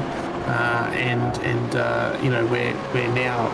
I think that the big battle is going to be on for those minor podium positions, as we do quickly look back to Poynton with Dave Coleman in front of him. So Coleman, as we know, really did finish down in the back end of the top 10 in the last race, and he has moved himself up through to 5th with not only good driving but also an interesting piece of strategy, although we do see Poynton dive down the inside. So Poynton on those significantly newer tyres, being able to use them to good effect. So Poynton has about a 5-lap benefit in tyre life, so he will be making the most of that and looking to get out of there. But not a bad result from Dave Coleman, considering that he tried something different, and at this stage he has moved forward in this race. So something different, maybe not paying off as well as he might have hoped, but certainly hasn't hurt at this stage. No, absolutely. Seen it pay off for him before, so certainly worth trying it again. I reckon, as we talk about newer tyres, I reckon there's been a bit of chat between the Accelerate Sim Racing entries here, and I think Weisman's probably backed it off to allow Walker and Spriggs through, because both of those guys on tyres from lap 14 and 16, Anthony Weisman's tyres from lap 11, will probably be starting to just show a bit of wear at this stage. So from a team perspective, it makes sense for Walker and Spriggs to be trying to track Vanderkran down, but take a look at the gap right now. Vanderkran out to 7 seconds again already. He is absolutely steaming around Sebring, and I am very much interested to see what this lap time looks like when he does make his way back around just over halfway through his first fast lap. on those new tyres. I'm predicting a 203 something. His best so far 203.6. I'm going to call a 203.5 for Van der Kraan, and let's see just how far off the mark I am. It's a good call. I don't know how fast he'll be pushing, but we do know that Matt Van der Kraan is just incredibly fast anyway. One battle that I'm really interested to see, Mark Poynton, obviously, we know that he's got those newer tyres on. Anthony Weismer has dropped back off the back of the Accelerate Sim Racing train. I'm just wondering whether he's playing a very deliberate game of rear gunner for those guys, and his sole mission now is to hold Mark Poynton up for as long as he possibly can. Although right now we're having a look at Jamie Dyke, who is all over the back of Stewart. And he is looking to do everything that he can to put a move on and continue his move forward. So he's only one spot up from his start position, but he has ever so slightly newer tyres than Michael Stewart, and he's going to be doing everything that he possibly can to take that bright green fishy car and absolutely fill the mirrors of Michael Stewart's car in front. And doing a good job there as well. Matt Van der Kraan, that last lap, the best of the race, 203.52. I should have put money on it. Josh. I don't think anyone would have taken that bet, mate. It's not really the best bet in the world. I think that you were probably bound to win 9 times out of 10 when it comes to Matt Van der Kraan and fast laps after a second pit stop. The man is a bit of a genius. You see Michael Stewart doing everything he can, and Jamie Dyke though is absolutely all over the back end of that Camaro, and I know that there'll be a few happy faces seeing the Mustang put the pressure on here, because it's a hotly contested battle between the Fords and the Chevs, as we see. Oh, this is going to be interesting. The AJR car. Oh, that rejoin from, was that Dean Logsdale found himself off the track there.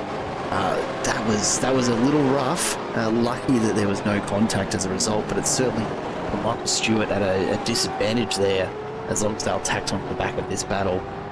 Not what Stewart would have been hoping for, but some awesome work avoiding contact and to keep all 3 cars on track as we come towards the closing stages of this first race. Just a few more laps ahead of us, 4 laps to go, give or take, as Van der Kraan comes around and runs at 204 flat that time, so backing off just a little, but certainly not at a pedestrian pace just yet. Wayne Walker and Jason Spriggs continue to try everything they can to reel him in, but the gap now 8.3 seconds. Van der Kraan, as long as he doesn't do anything silly out front, you'd have to think he's got the podium wrapped up here, but Accelerate on track with some amazing points for the team as well at the end of this race here in round 1 of the Light Sim Racing V8 Supercar Series. Yeah, those guys are doing a fantastic job. You know, there's a couple of teams in the field with a number of drivers. We're used to seeing the fishy cars, the Angry Birds cars and our Quantum Tint Solution cars, and then obviously, you know, now we've got a number of fishy cars in the Accelerate Sim Racing guys. You know, we've had a couple of them around for a while, but obviously Wayne Walker's new. You know, but it's one thing to have a lot of cars in the field. It's a different thing to put them in 2nd, 3rd, and 4th 2 races in a row. So they are doing an absolutely belter job of certainly this round, and I'm very interested to see how they go for the rest of the year. And speaking of interesting, Anderson and Fisher there, absolutely banging doors on the way out of the first bit, the first complex of corners, and you know, down to the hairpin. Fisher has done everything he can to stay with Anderson, but it just looks like Anderson's been able to break free and started to pull that bit of a gap. So that's a move that he's executed nicely, and absolutely got that done and started to get away. These guys have been back and forth a few times over the last 10 or 15 laps. I mean, obviously pit stops happening here, there, and everywhere, so ended up separated, but it's not the first time we've seen these two going at it tonight, I'm sure, and they're pretty well matched, honestly, for pace around this track. So expect a bit of back and forth before we're done for the evening. Wayne Walker, Jason Spriggs now 8.5 seconds still to Matt Van der Kraan. I think we've pretty well got our podium sewed up here, so it's really a question of where the points are going to land. We take a look a bit further back through the field. Dylan Sipple, Jordan Ferguson and Michael Power. This battle for 23rd, just keeping an eye on Time Tower, has continued right throughout, but we'll jump forward again because Damon Fisher is looking to send it up the inside of Anderson again on this final turn. A little bit of contact there, not enough to cause any real drama, but it's not the first time we've seen Fisher try and put the move up the inside there on the final turn. And in fact, I think he's tried it on Anderson a few times already. It seems to be almost just a little bit of a weak spot here for Jack Anderson, but he's done a phenomenal job to keep that car moving in the right direction after some what looked like just a little bit of light contact there. Keep an eye in the background though, Scott McCune's been closing this gap. We're about to have a three-way battle for 14th.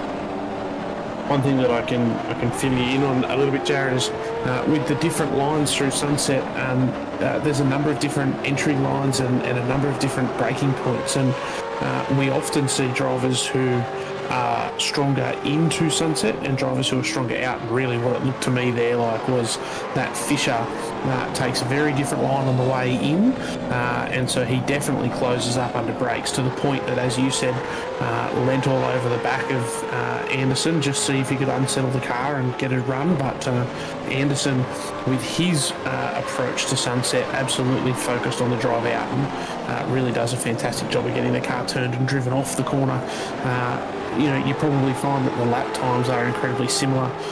Sunset's just one of those corners that there's probably three different lines through the corner that in net speed are all exactly the same, but there is just such different ways to gain time or lose it in that corner. And speaking of losing times, the way that Fisher just hung the back of his car out there and lit it up in wheel spin, not a great way to make time. And we see him hanging on the back, and he comes through Sunset again, getting ready for this big long run into.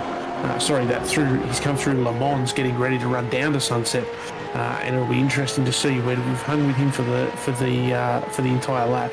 Do we see that same entry move put on, and do we see Anderson able to drive away on the exit of corner? Fisher taking a bit of a different line this time, not going deep under brakes, just starting to match Anderson through, and it's worked wonders. Managed to close just a couple of tenths and now finds himself all over the back.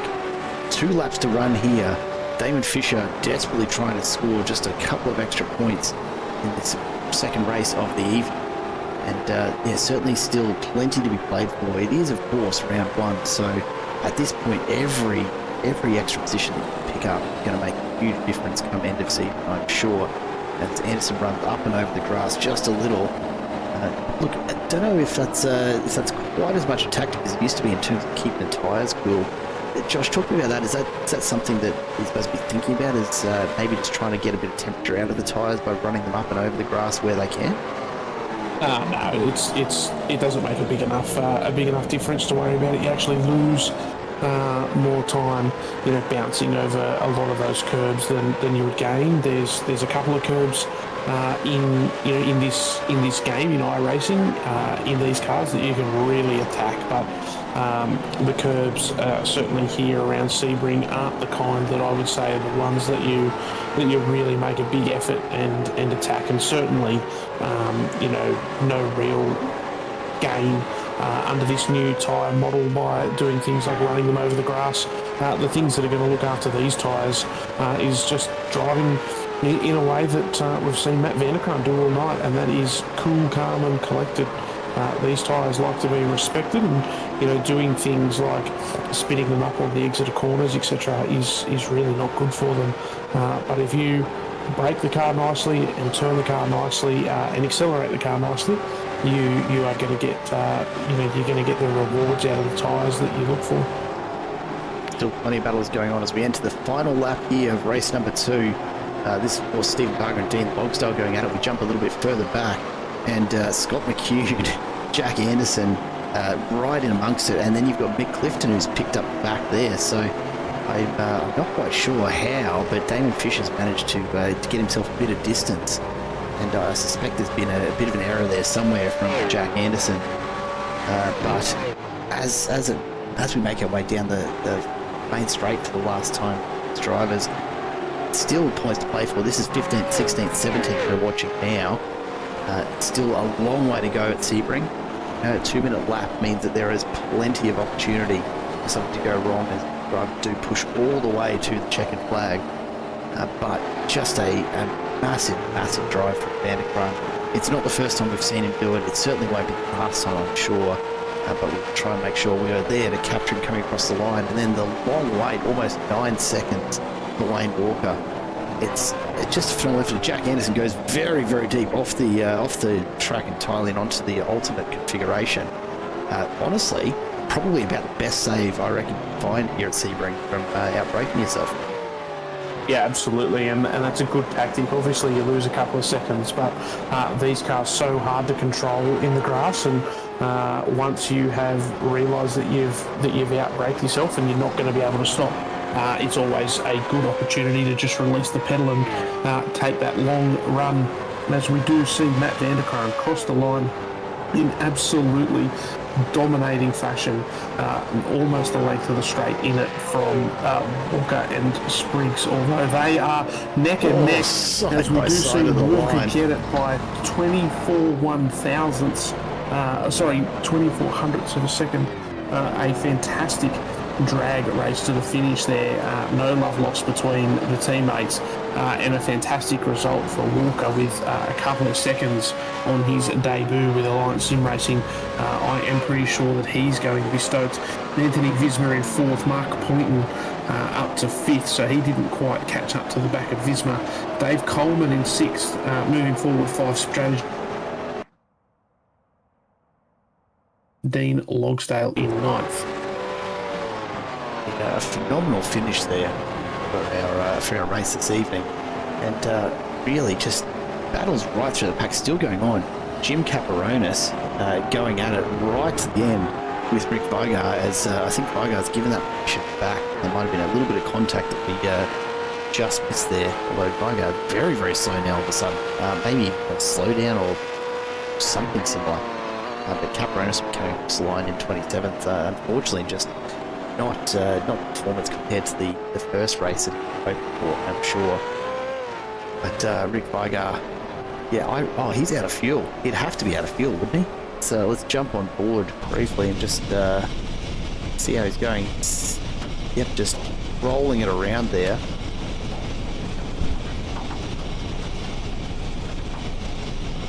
I'm not actually sure if he that in running right now. I think he's actually just rolling it to the finish. So maybe slightly out on the calculation. That could also be fuel, Jared. Yeah, I think it's a fuel issue. I think he just drained the tank completely, but comes across the line. There we go, 29th for Rick Vigar. So gets it there in the end. But what a massive finish for tonight's race as we wait for the final results to come through from, of course, our race control this evening. And this is how it looks, of course, ahead of any after race penalties or other adjustments, but it'll give you a bit of a feel for it. Matt Van der Kranj taking the win comfortably over Wayne Walker and Jason Spriggs, but just barely separated by a couple of hundredths there. And Visma completes the Accelerate Sim Racing trio, so huge points for the team here tonight. Mark Point, stellar finish in 5th. David Coleman, unfortunate strategy not quite paying off. P6 for him ahead of Jamie Dyke, his teammate. And Michael Stewart, another good showing. P8 for him this evening. Dean Logsdale from Team AJR sneaks back into 9th, and Stephen Varga takes 10th position. Then, of course, further back through the field, Jamie McKnight, Damien Cairns, Brian Minogue, Damon Fisher, ahead of Scott McCune and Mick Clifton, then Jack Anderson and Jack Nicholson rounding out that top 18. Just a huge night of racing, as always, from our ASR crew. And as far as round 1 goes, mate, so much to come here, Josh. It's going to be a phenomenal season ahead of us, I'm sure. Yeah, it's such an exciting way to start. Some new names up the front, very close racing. Importantly, in my opinion, some good quality, clean racing.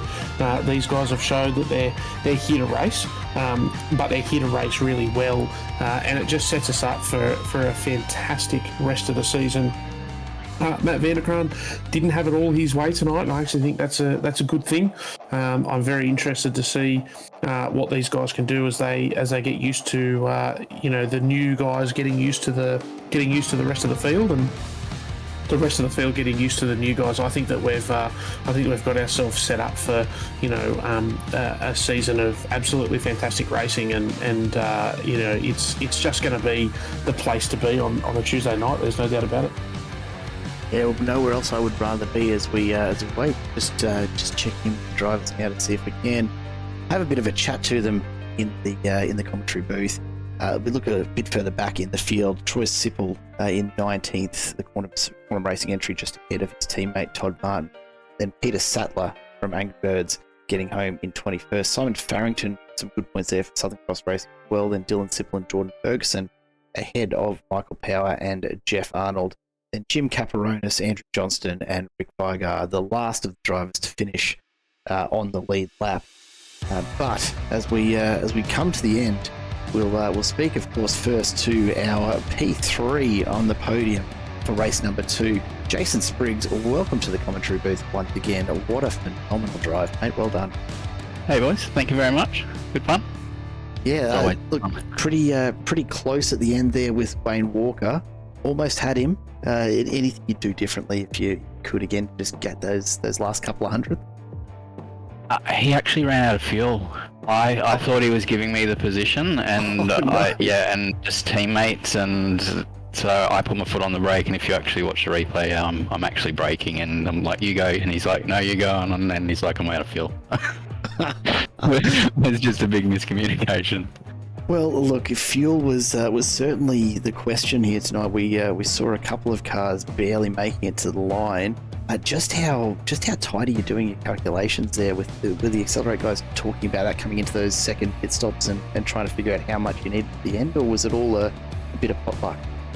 It was just, I just used the iRacing auto pit thing, just hit the button, and yeah, I took about 20 litres out the first stop just so I could cover tyres again.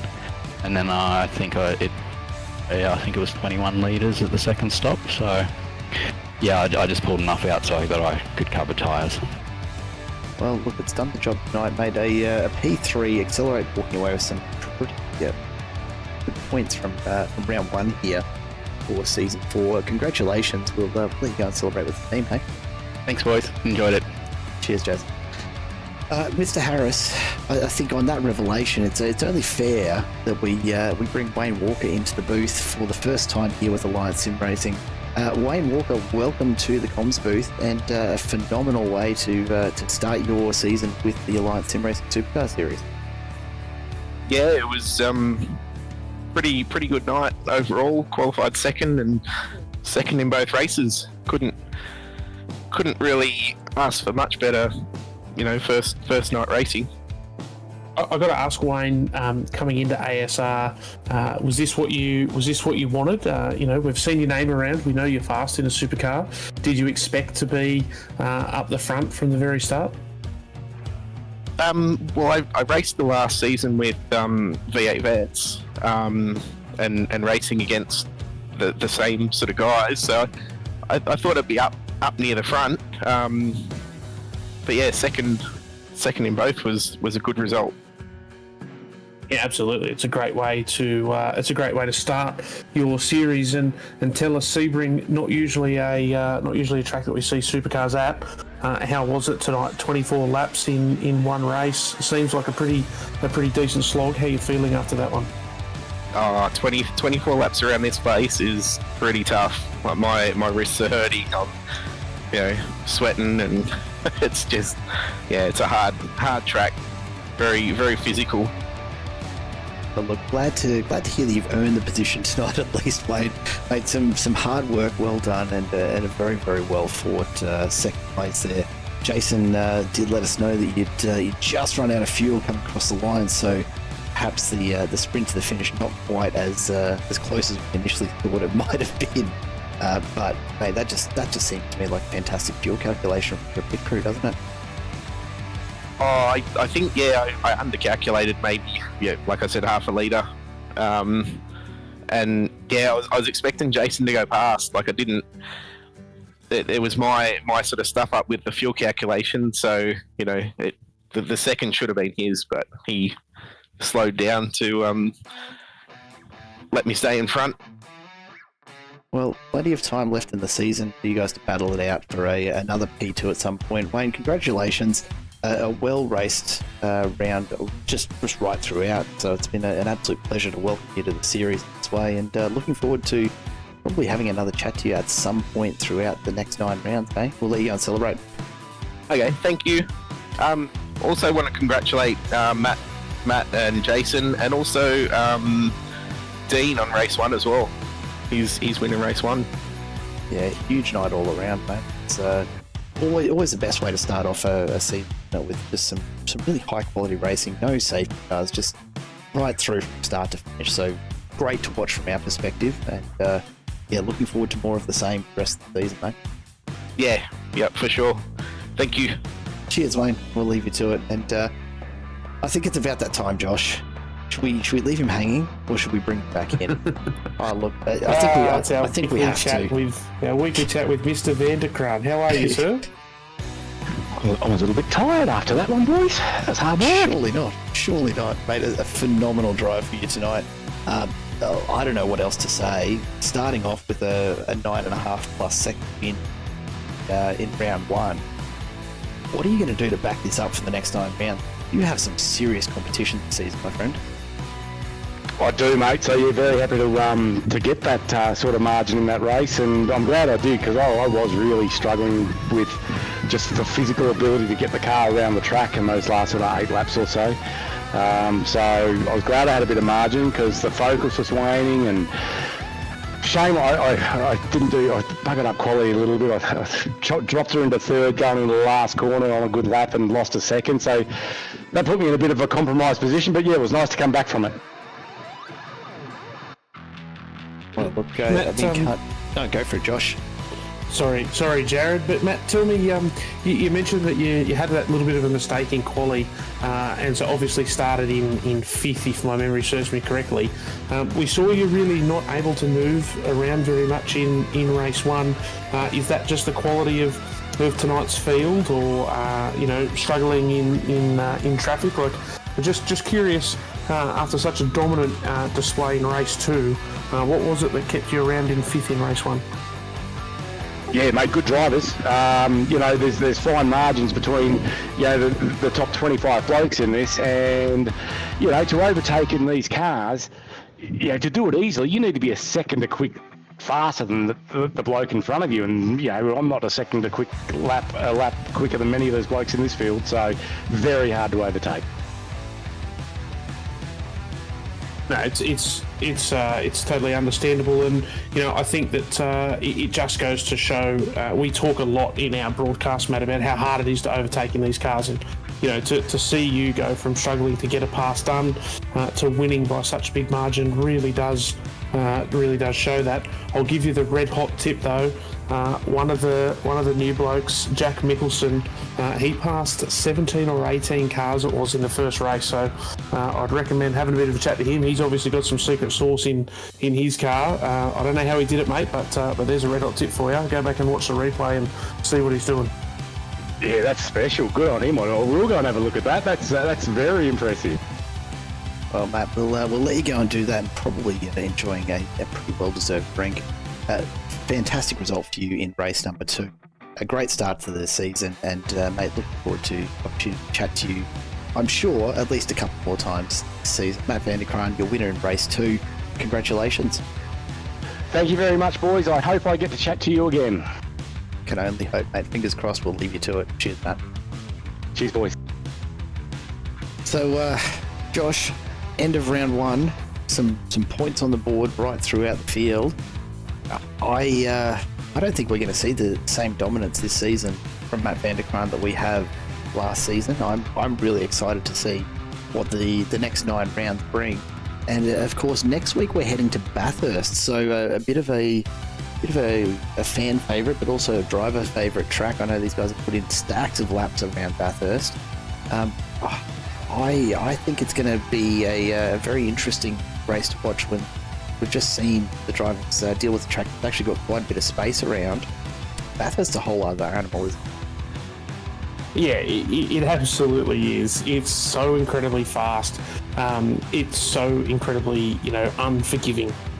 Some of the mistakes that we saw tonight, that really resulted in nothing, just end up in absolute car killers at Bathurst. So these guys will be doing a lot of practice over the next couple of nights, and what we will really see is some fantastic racing. Because one thing about Bathurst is that whilst it's very difficult, it really does promote some fantastic racing and some very exciting racing. So a field as strong as this, we are in for a real treat next week, Jared. We absolutely are. We'll take a very brief look at some provisional championship standings. Wayne Walker, that consistency earning him the top spot by my calculations, ahead of Matt Vanderkruijm, just a couple of points in it. So very, very early days, but those two already starting to just show what they might be bringing to the table for the rest of this season. I think on that note, we'll have to call it there for this evening. We hope you've enjoyed the coverage. Mr. Harris, thank you so much for coming back again this season and joining me in the booth.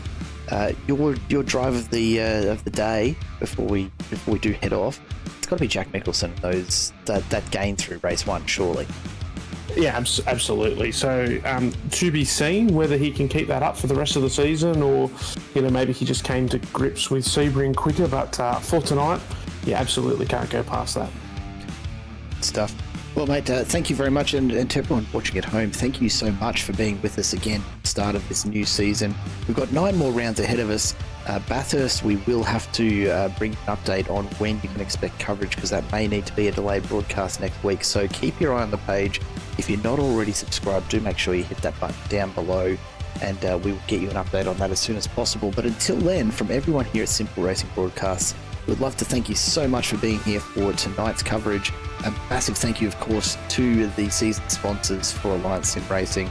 We've got Quantum Tint Solutions and AA West Automotive returning as our primary sponsors. And of course, 24/7 Sim Services and Nicol Photography stepping in as well to make sure that the season runs just as smoothly as Season 3 did earlier or later in last year. We look forward to Bathurst as the next race. It's going to be a fantastic round 2. We do hope you'll join us again right here for that next round. But until then, of course, stay safe, look after each other, and it is goodbye for now.